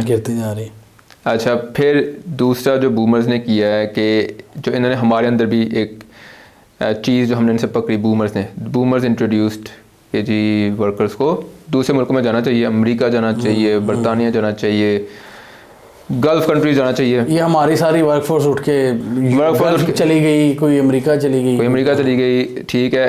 और उसका नुकसान क्या हुआ है कि वो वहाँ पर जाकर रहे हैं, अच्छी जॉब्स मिली हैं, अच्छी सैलरीज मिली हैं, पैसा कमा लिया, वापस आए हैं, उस मुल्क की जो आइडियाज़ थे ना वो नहीं लेकर आए। never came with good ideas। यानी आप कहते हैं ना कि मैं अगर आपको एक सिंपल सी बात बताऊं कि मैं अगर रह कर मैनचेस्टर में 10 साल, तो what I learn from Manchester, मैंने ये लर्न किया कि वहाँ पर लंदन की हुकूमत की इतना इन्फ्लुएंस नहीं है जितना वहाँ की लोकल काउंसिल का असर और रसूख है, जो लोकल बॉडी है, एंड उसको हमने कभी पनपने नहीं दिया। अच्छा, ये पनपने देते भी नहीं है। हाँ। ये बूमर्स को ये आइडिया नहीं आज तक आया कि आप इतने बड़े मुल्क को, यानी मैं आपको चले मैनचेस्टर की मिसाल देता हूँ। मैनचेस्टर की आबादी इस वक्त 30 लाख होगी, बड़ी हद है 30 लाख होगी, टोटल काउंसिल 11 हैं। यानी उन्होंने शहर को किया हुआ 11 बरोज में डिवाइड। 11 मतलब एक 30 लाख वाले शहर को भी 11 काउंसिलें देखनी है। हाँ, किया है। ये लाहौर कितना 15 यानी 1.5 करोड़ का होगा, 1.5 करोड़ का ईजिली होगा, 5 गुना बड़ा है। लेकिन किधर है, क्या है, मुझे लोकल बॉडी है ही नहीं, कुछ है ही नहीं, यानी कोई स्ट्रक्चर नहीं। बराए नाम इलेक्शन हुए थे 2017 में लास्ट टाइम हुए थे, और हमें पता भी नहीं हमारी गली का कौन है काउंसलर, मुझे भी नहीं पता। हाँ। यकीन करें किसी को नहीं पता होता है, यानी मुझे पता लगे तो हम आप खड़े भी हो जाएं। लेकिन ये जो डेवोल्यूशन ऑफ पावर है ना, ये बूमर ने कभी होने नहीं दी। और इसकी वजह भी बड़ी सिंपल सी है कि अगर आप डेवोल्यूशन ऑफ पावर कर दें ना, आप डेलीगेट कर दें पावर टू द लोकल, हम जैसे लोगों को, उसके अंदर फिर आपके वेरिएबल्स बहुत बढ़ जाते हैं। ठीक है, क्योंकि अगर तो मैं बरतानिया का हिसाब किताब देखूँ, the local body, local council जो है ना, वो रिस्पॉन्सिबल है काउंसिल टैक्स लेने की, वो रिस्पॉन्सिबल है बिजनेस रेट लेने की, वो रिस्पॉन्सिबल। अच्छा, फिर जो बिजली जो आपकी बिजली की फ्राहमी होती है, उसके अंदर उसका अपना शेयर हिस्सा होता है टैक्स के अंदर। यानी हम अभी इस वक्त टैक्स पूरा पे कर रहे हैं फेडरल गवर्नमेंट को। अमेरिका में शेयरिंग होती है, यूके में शेयरिंग होती है। वो जो पैसा लोकल काउंसिल को जा रहा है ना, वो नहीं चाहते हमारी सरकार जो इस्लामाबाद में बैठी हुई है कि वो चाहे, वो चाहती है कि सारा कुछ इधर ही जाए, इस्लामाबाद में ही आए, इस्लामाबाद में। तो ये बहुत बड़ी एक जो है ना डिज़ास्टर है, और वही है कि आदत लग गई है। अच्छा, ये हमने सारी इनकी बुराइयां हमने कर ली डिस्कस। मुझे ये नहीं समझ आता, पाकिस्तान में जो ओपिनियन मेकर्स हैं बहुत से, जो मीडिया में हैं, आपके इंटेलेक्चुअल जो बने फिरते हैं और एकेडेमिया में हैं, आपको ट्विटर पे जो एलीट नज़र आती है, वो सब इनके सपोर्टर्स नज़र आते हैं। समझ नहीं आती कि वो इस सोशल प्रोटेक्शन की बात क्यों नहीं करते ज़रूर हैं, बट वो बात करेंगे ना तो लिमिटेड टॉपिक्स की। अगर मतलब वो वेस्ट को बुरा भला कहेंगे, बट दूसरी तरफ वो वेस्ट के वो बेनिफिशरी भी नज़र आते हैं, और ये इन करप्ट बूमर्स को वो सपोर्ट क्यों करते हैं, मुझे नहीं समझ लगती। या तो फिर उन्हीं के बच्चे हैं वो जो बेनिफिशरी हैं उस सिस्टम के जो असल में जो चीज़ है ना, बूमर्स ने जो काम किया, उन्होंने इस सोशल ऑर्डर को ना नॉर्मलाइज करने की तको बहुत की है कि this is how the world runs, this is the status quo, ये स्टेटस को है ना, यानी ऐसे ही do not want to change it. वो चाहत है, लेकिन वो जो तब्दीली की जो फिर लवाजमात है ना, वो नहीं पूरी करनी इन्होंने, वो करने के लिए वो तैयार नहीं है, बर्दाश्त नहीं होंगे। वो सख्तियाँ बड़ी हैं ना, वो शायद मैं और आप शायद बर्दाश्त कर लें, ये बर्दाश्त नहीं कर पाएंगे, क्योंकि ये शायद वो उसी में पले बड़े हैं। ये क्योंकि देखें ना, अब आप एक इंसान है, वो एक महल में पैदा हुआ, उसको उठाकर आप गार में डाल देंगे, वो कितने दिन, वो तो डिप्रेशन में मर जाएगा वो तो अब मैं ये नहीं कहता कि सारे बूमर्स महलात में पैदा हुए, लेकिन बड़े कंफर्ट जोन है, कंफर्ट माहौल में, यानी रीजनेबल कंफर्ट में पैदा हुए हैं। यानी मुझे अच्छी तरह पता है कि मेरी जो हमारे माँ बाप के जो जनरेशन के लोग हैं, उनके लिए सोना खरीदना बहुत ईजी काम था। आज 2 लाख रुपए तोला है, कौन लेगा? अब वो भी कहते हैं 2 लाख रुपए तोला। वो अपने अपने वक्त की याद कराते हैं कि हमारे वक्त में इतने रुपए का होता था। वो फिर हमारा दिल मजीद साड़ते हैं। हाँ, वो अब ये बातें सुन के फिर हमें और गुस्सा चढ़ता है कि अच्छा किया क्या फिर किया क्या? तो यही चीज़ आ जाती है कि एक जो कौम है उसकी सक्सेस के अंदर we have to count generations. साल नहीं, हम 75वीं साल गिरा पाकिस्तान की 75वीं साल के छोड़ें। आप ये पूछें कि अब हम पाकिस्तान की हैं, फर्स्ट जनरेशन एक्स है जो कि मिलेनियल्स और बूमर्स के दरमियान पिस गई है। ठीक है, वो जनरेशन एक्स कुछ बूमर्स के साथ है, कुछ हमारे साथ है। हाँ। वो तो this is what we have to think कि what is the way forward. और ये एक चीज़ है कि the boomers they need to learn के एक एक्नॉलेजमेंट ऑफ होती है ना नेग्लिजेंस, वो हो जाए तो बहुत अच्छी है। हम उसको मान लें कि गफलत हो गई है। लेकिन बट वो कहेंगे हम we are the best. Yes, हम नहीं we are not the best, हम तजर्बाकार हैं। हमारे पास तजर्बा है। तजर्बाकार टीम एक आई भी है ना, एक इतनी तजर्बाकार टीम है कि वो तीसरी बारी मुल्क दिवालिया करने लगे हैं। तीसरी दफ़ा मुल्क दिवालिया करने वाले हैं। अच्छा, वो इतनी तजर्बाकार है कि वो अब उन्हें ख्याल आया है, एक तो तजर्बाकार टीम सिंध में बैठी हुई है कि 15 साल बाद भी कराची सैलाब आता है तो उड़ जाता है कराची। बिल्कुल, 15 साल बाद भी no SOPs, no local body structure, no कुछ नथिंग यार। यानी मैं सोचता हूँ कि आप 15 साल से एक शहर को कहाँ पर लेके गए हो ग्लोबल इंडेक्स में? कहीं पे भी नहीं आता कराची।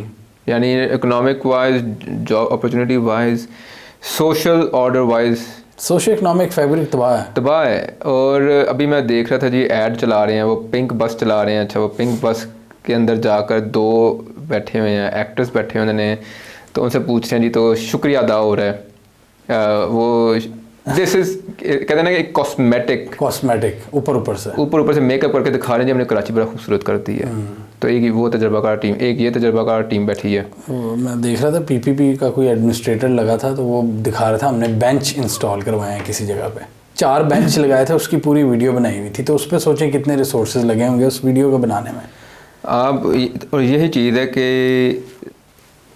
इससे मुल्क आगे नहीं चल सकता इससे। ठीक है, अब हर जनरेशन का एक होमवर्क होता है। The boomers they tour the copy, उन्होंने अपनी कॉपी फाड़ दी है भाई। उन्होंने म्यूजिक सुनी है, चरसें पिए हैं और गाने सुने हैं और ट्रैवल किया है, डॉलर उड़ाए हैं। उनको आज भी उड़ाते हैं। उन्होंने क्यों करनी थी प्लानिंग? तो उन्होंने होमवर्क नहीं किया, अब सारा बोझ आ गया है, हम पर आ गया सीरियसली। और हमें सीरियसली हमारे ऊपर कर्जे चढ़े हुए हैं। अमेरिका में आपने बात की कि वहाँ पे स्टूडेंट लोन है, यहाँ पे मुल्क का कर्जा हमारे पर चढ़ा हुआ है। ठीक है, और वहाँ पे भी यही चीज़, वो जो सिमिलरिटी है मिलेनियल्स की अमेरिका, दे आर जो है ना उनको अब दे आर लुकिंग, वो कहते हैं कि हमें job security, we need more job security then ना।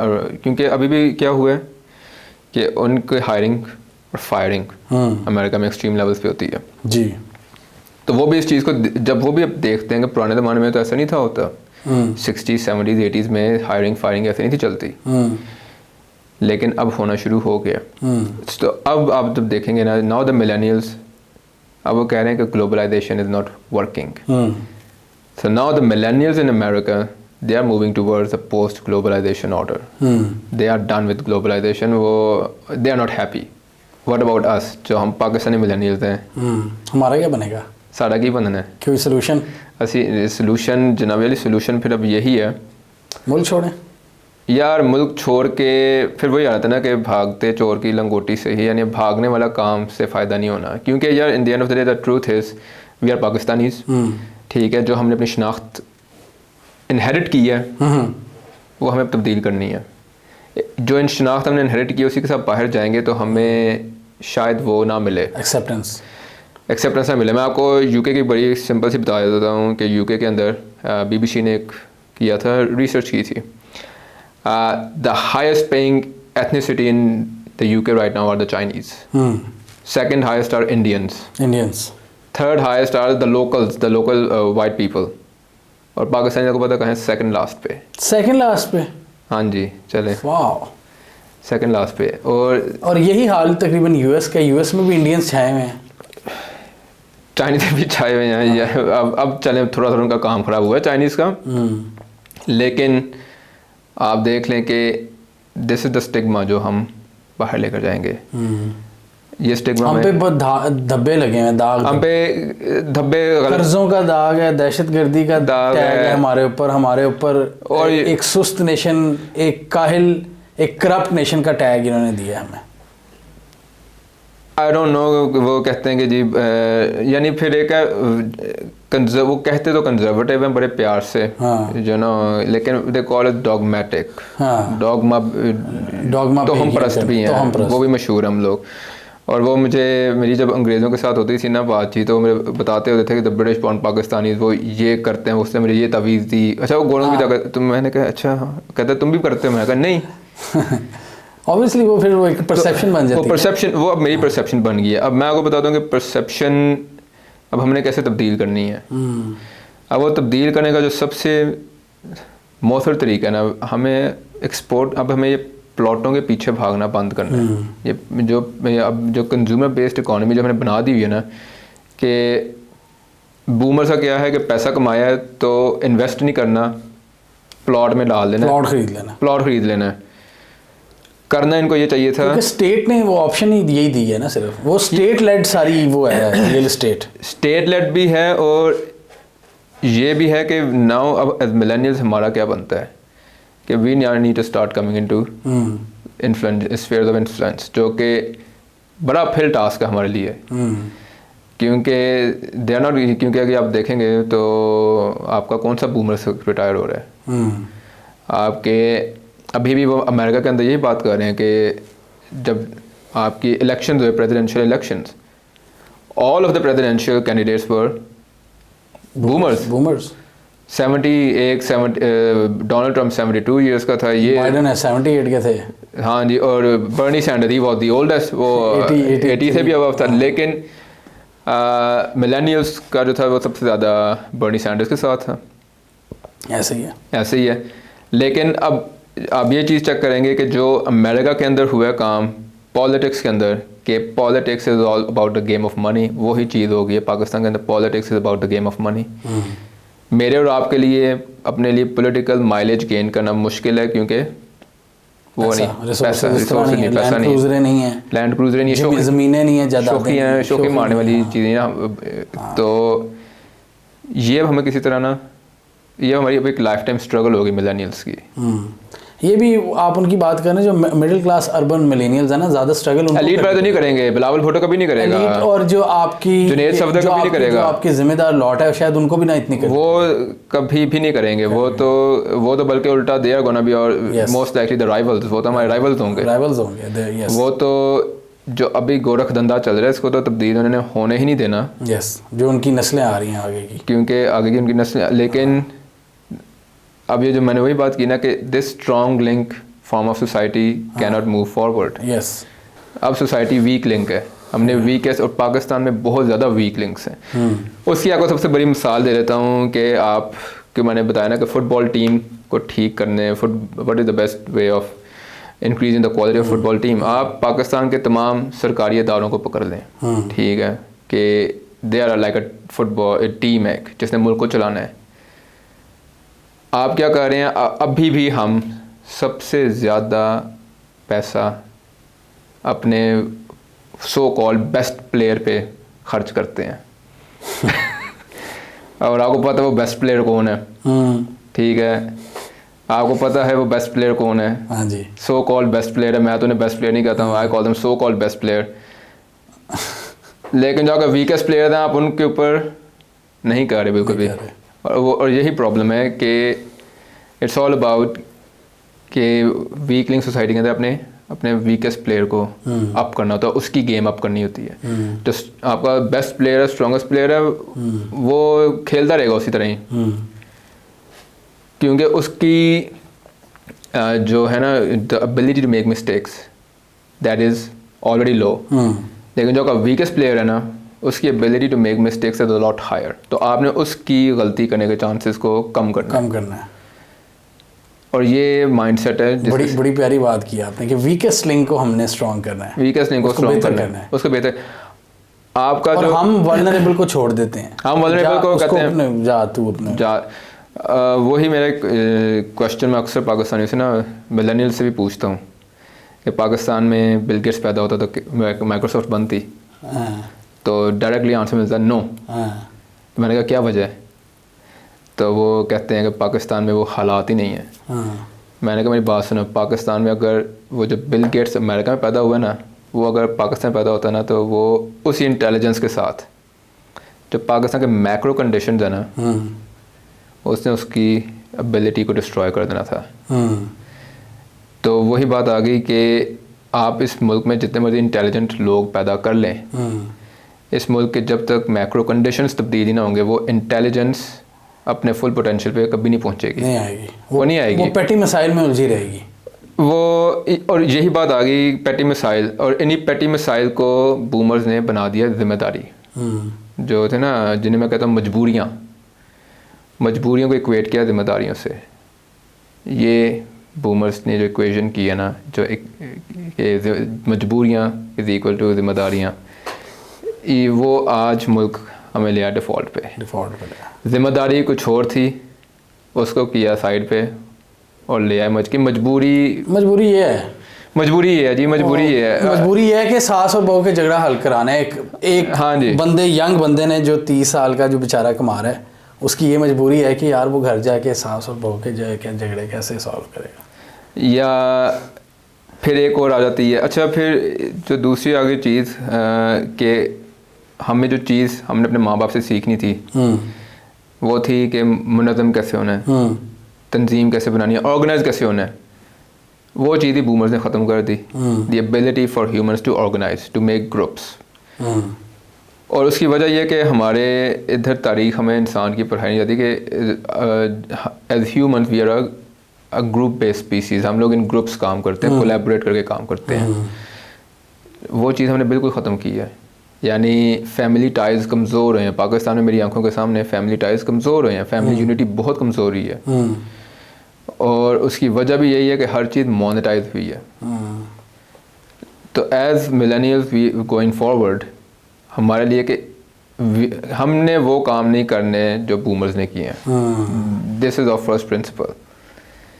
और वो सेकंड प्रिंसिपल यही आ गया कि how do we replace them, क्योंकि ये हमारे लिए सबसे बड़ा चैलेंज है। काम हमारे लिए अगर जो रोड है वो बहुत स्ट्रेट फॉरवर्ड है। जो बिगेस्ट चैलेंज है रिप्लेसिंग। अभी आप देख लेंगे बिलावल भुट्टो है, उसको आसिफ अली जरदारी ने आगे लगाया हुआ है, फॉरेन मिनिस्टर बनवा दिया। लेकिन अब मैं ये पूछूं कि if Bilawal Bhutto goes into university, LUMS के अंदर जाए या पीयू में जाए, वो क्या एक लेक्चर थिएटर भर सकता है? नहीं भर सकता। नहीं। और he cannot connect with the वो लोगों से, वो हमारे साथ कनेक्ट ही नहीं कर सकता। हमारे साथ फिर भी शायद कर ले, बट अभी जो बच्चा पढ़ रहा है जेन जी का, नहीं कर सकता उससे, नहीं कर सकता, बिल्कुल भी नहीं कर सकता। नहीं, वो जिहाद वो हमारे साथ भी नहीं कर पाएगा। I know sir. उसकी मुझे अभी तक ये नहीं पता कि वो बंदा व्हाट इज स्टैंड इज, उसका पॉलिटिकल स्लोगन क्या है, उसकी स्टैंडिंग है, वो उसका जुल्फ़िकार अली भुट्टो रोटी कपड़े मकान का नारा लगाता है। भुट्टो जिंदा है, ये उसकी आइडियोलॉजी है। नहीं, वो ये भी नहीं, रोटी कपड़ा मकान का भी नहीं लगाता, ये जीए भुट्टो का ही लगाता है। जीए Bhutto, that's his political slogan. जीए भुट्टो, बिलावल भाई please explain to me what's जीए भुट्टो। हम भी जानना चाहेंगे। ये क्या पॉलिटिकल स्लोगन है? What's the slogan? कि और यही बात आ जाती है। अब यहाँ पे कनेक्ट किया इमरान खान ने मिलेनियल्स के साथ, जेन जी के साथ स्पेशली। वाई? क्योंकि he is talking about the weak link society, weak links of the society, and that's why youth is connected with him. क्योंकि हमारी जो यूथ है वो रियलाइज कर रही है इस चीज़ को स्लोली कि क्योंकि अब वो इस चीज़ को कि ना कोलैबोरेशन वर्क्स, कि एक इंसान जो है ना वो सारे काम नहीं कर सकता। उसके लिए जितने हाथ लगेंगे ना, जितने हाथ एक काम पे लगेंगे, वो काम उतनी जल्दी होगा। So it's a race against time.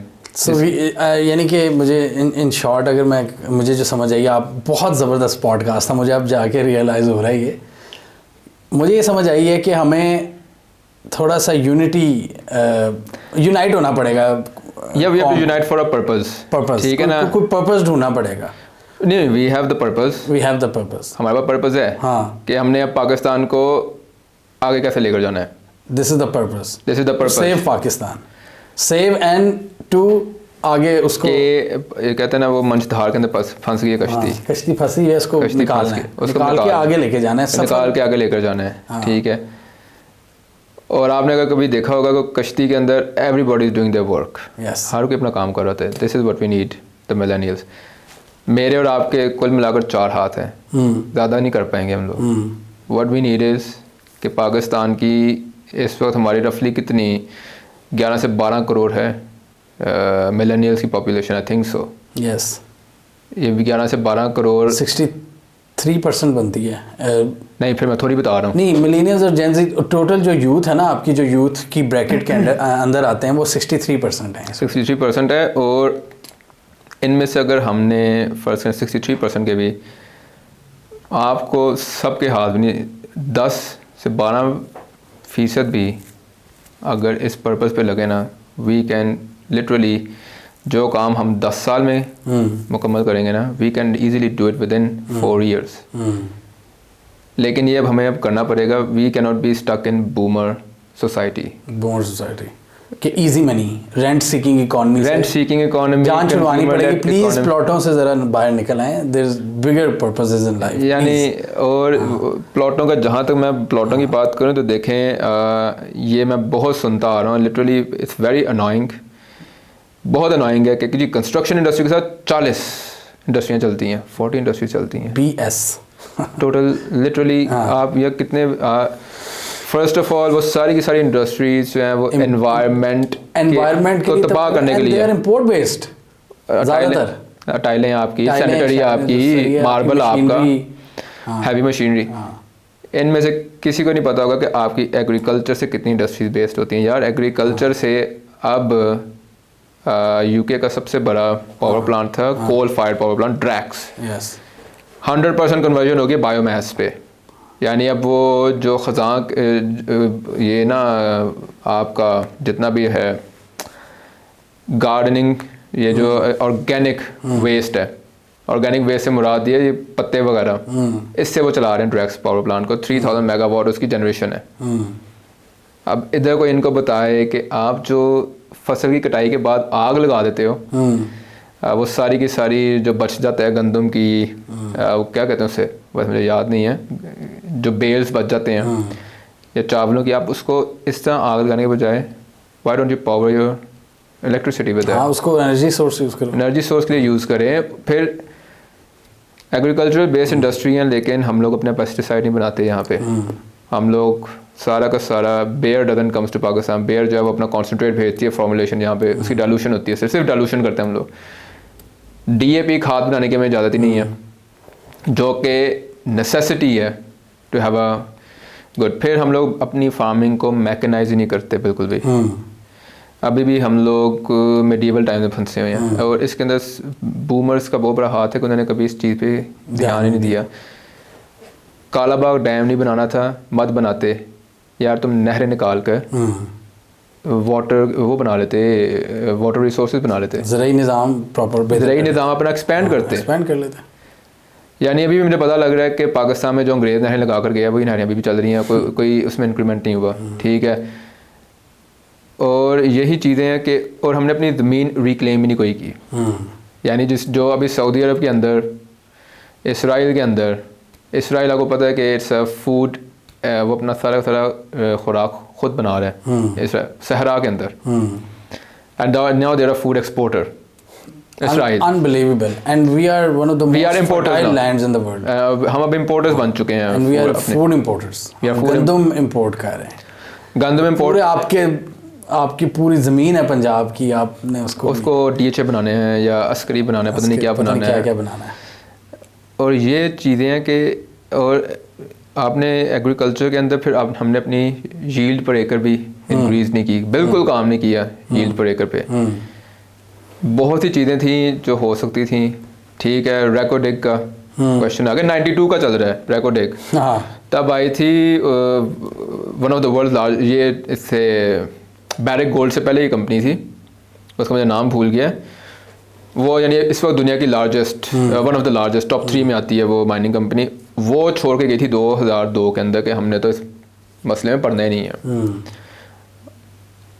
मैं सोचता हूँ कि 92 से लेकर 2022 तक आप एक माइनिंग के लिए वो टेक्निकल बंदे नहीं ट्रेन कर सके।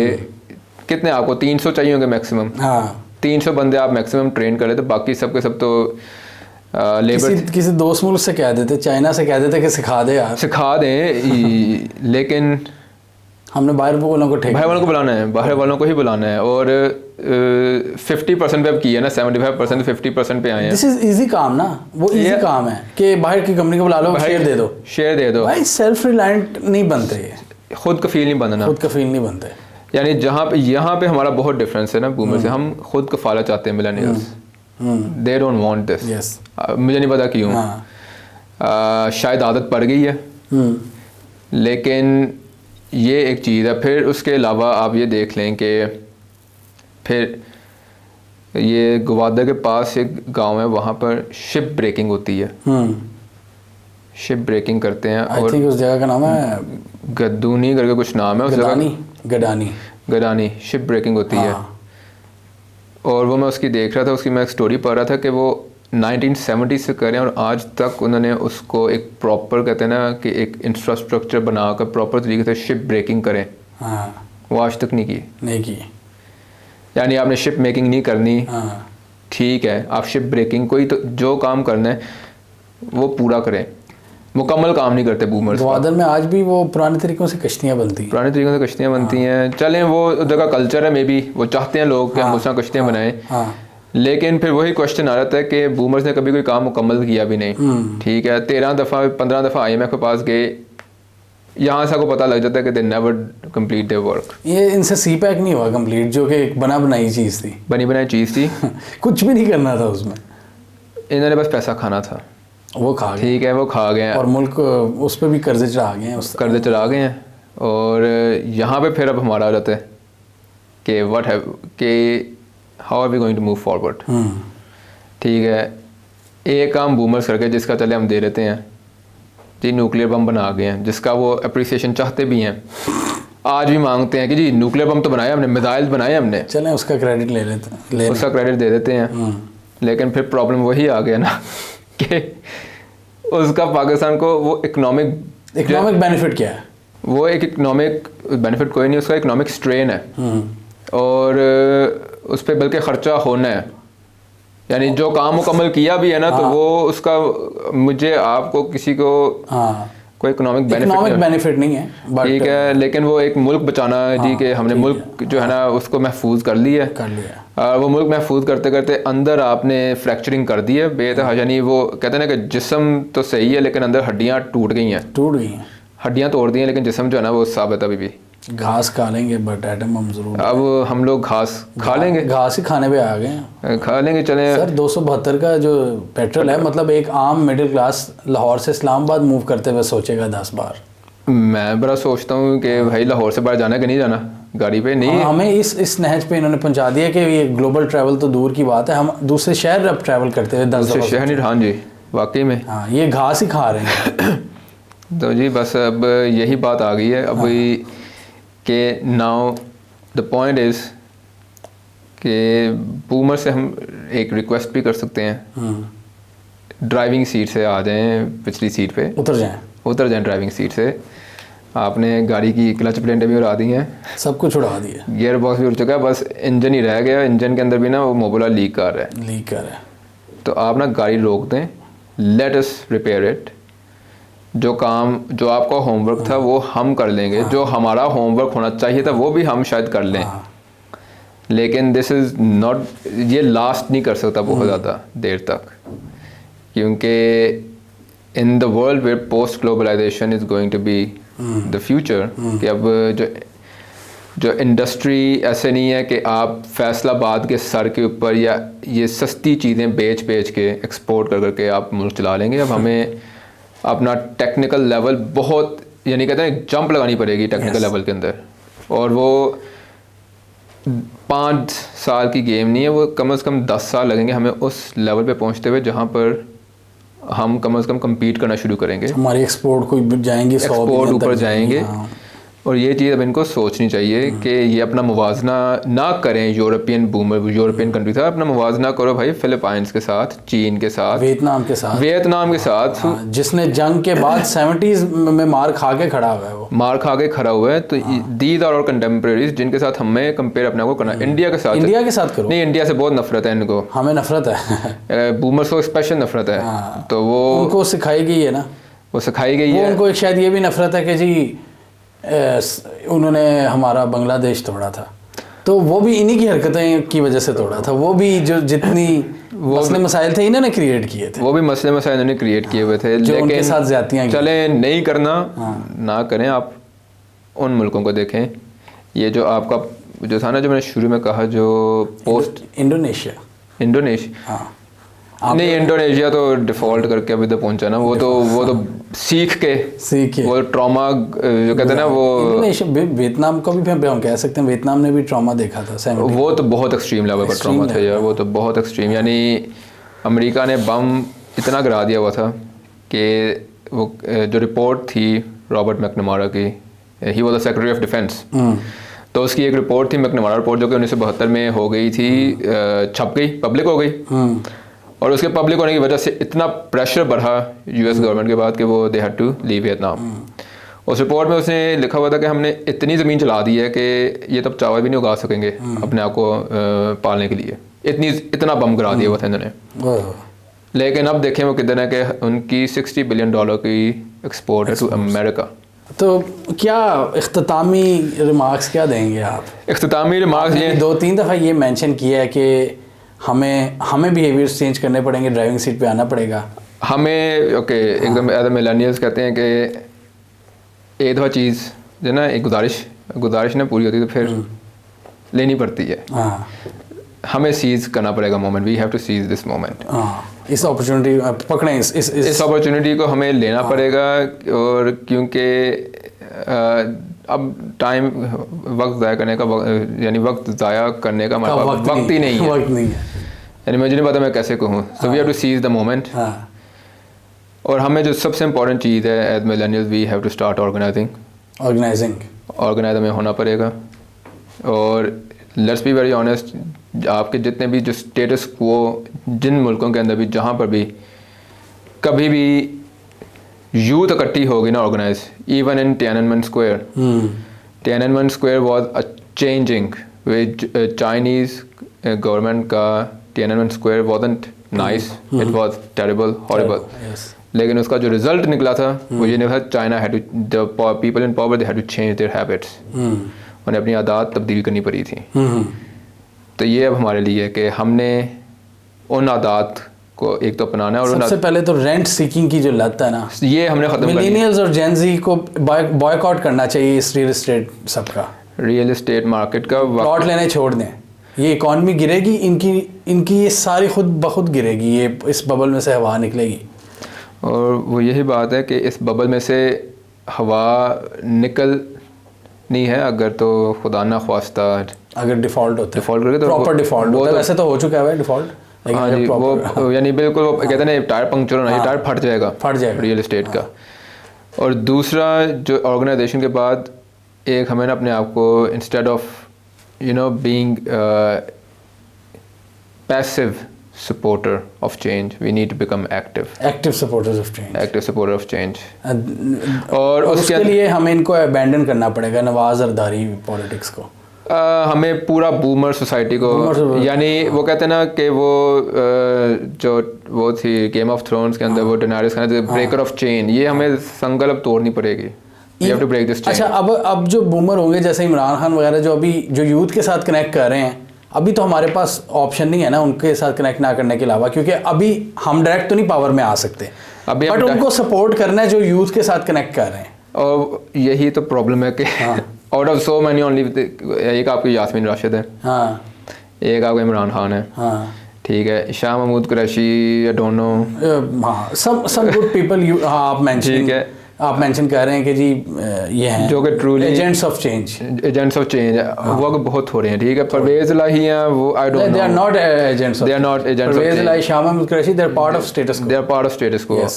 आप यही फिर आ गए ना कि इतनी बड़ी बूमर आपकी आबादी के अंदर से निकले भी कितने, 4-5 गिन के 4-5। इधर फिर हमें मिलेनियल्स को we have to fill in the ranks, yes, यानी ये 4-5 बहुत हो रहे हैं। थोड़े हैं। इधर आपके पास 13 जमातें हैं, इधर आपके पास 4-5 लोग हैं, we have to fill in the ranks. यानी वो कहते हैं ना फ्रंट रो पे अब आना पड़ेगा, आना पड़ेगा, खुल के खेलना पड़ेगा, खुल के खेलना पड़ेगा। अब खुल के खेलना पड़ेगा। मैं बता रहा हूँ आप लोगों को ये बड़ी प्यारी बात की आपने कि पैसिव होने का टाइम भी गुजर गया है। गुजर चुका है और काफ़ी कौमों पे आ चुका है वक्त। मैंने आपको शुरू में बताया था बनी इसराइल का। तो जो सेकंड जनरेशन जो कि सहरा में पैदा हुई, सहरा की गर्म हवाएं खाई, ठीक है, नरिशमेंट भी उनकी, यानी उनको खाना भी पूरा नहीं था, वो जनरेशन थी जिसने आगे जाकर इसराइल की बुनियाद रखी थी, किंगडम ऑफ इसराइल की। So nothing is lost. ये बहुत कुछ है, अभी भी बहुत कुछ है, विंडो है, ठीक है। पाकिस्तान से भाग जाना है, ठीक है, निकलना है, मर्जी है। This is a short solution, short term, and this is a cowardly approach. ये कॉवर्डली अप्रोच भी है, और साथ में जो है ना कि एक जो सेंस ऑफ अचीवमेंट आपको अपना मुल्क बनाने में मिलेगी ना, वो वहाँ पर नहीं मिलेगी। सर आप तो लीडर्स वाली बातें कर रहे हैं नहीं सीरियसली, ये संजीदगी से बताऊँ तो ये वाकई में मेरे आज जितने भी जनरेशन एक्स के लोगों को मैं जानता हूँ, they are always worried about Pakistan. Yes, लेकिन प्रॉब्लम उनका ये है, वो उस जहाँ पे रह रहे हैं उस सोसाइटी के अंदर भी फिट नहीं हो रहे, लेकिन वो पाकिस्तान में भी आकर फिट नहीं हो सकते। नहीं हो रहा। और ये मैंने चीज़ नोट किया कि okay these people will come back, लेकिन इनके लिए पाकिस्तान के अंदर जो कि ना प्रॉमिस कि दिस कंट्री कैन चेंज, वो एक कहते हैं ना एक विजन दिखाना पड़ेगा उनको। यानी वो कहते हैं ना शो एंड टेल, वो करना पड़ेगा, पहले दिखाना पड़ेगा फिर ये लोग आएंगे। तो ये बहुत ज़रूरी है कि ऑन ग्राउंड हमें पाकिस्तान को चाहिए। और ये पाकिस्तान के अंदर इस वक्त बहुत डिप्रेसिंग सिचुएशन है। I totally agree with that. Okay, I don't know how to say this, don't be depress. इसके अंदर डिप्रेशन वाली बात कोई नहीं है, इट्स एन अपॉर्चुनिटी। और इट्स एन अपॉर्चुनिटी, और इसके अंदर जो है ना the best way to move forward is to use this depression to break your thinking limits. कि हमारा जो दिमाग के जो हदूद है ना सोचने के, out of the box ideas, अब वो बॉक्स तोड़ना है, बॉक्स तोड़ना है। So that's what I think. Thank you Rizwan साहब फॉर द वंडरफुल मशवराज, और बहुत अच्छा लगा, बहुत लाइफ चेंजिंग स्टफ आपने बयान किया है, मज़ा आया। मुझे बड़ा मज़ा आया बताते हुए सारा का सारा। हाँ, बहुत ज़बरदस्त आइडियाज़ आपने प्रेजेंट किए हैं। आज तक के लिए इतना ही, हमें इजाज़त दीजिए और प्लीज़ इस पर कुछ सोचिए। अल्लाह हाफ़िज़।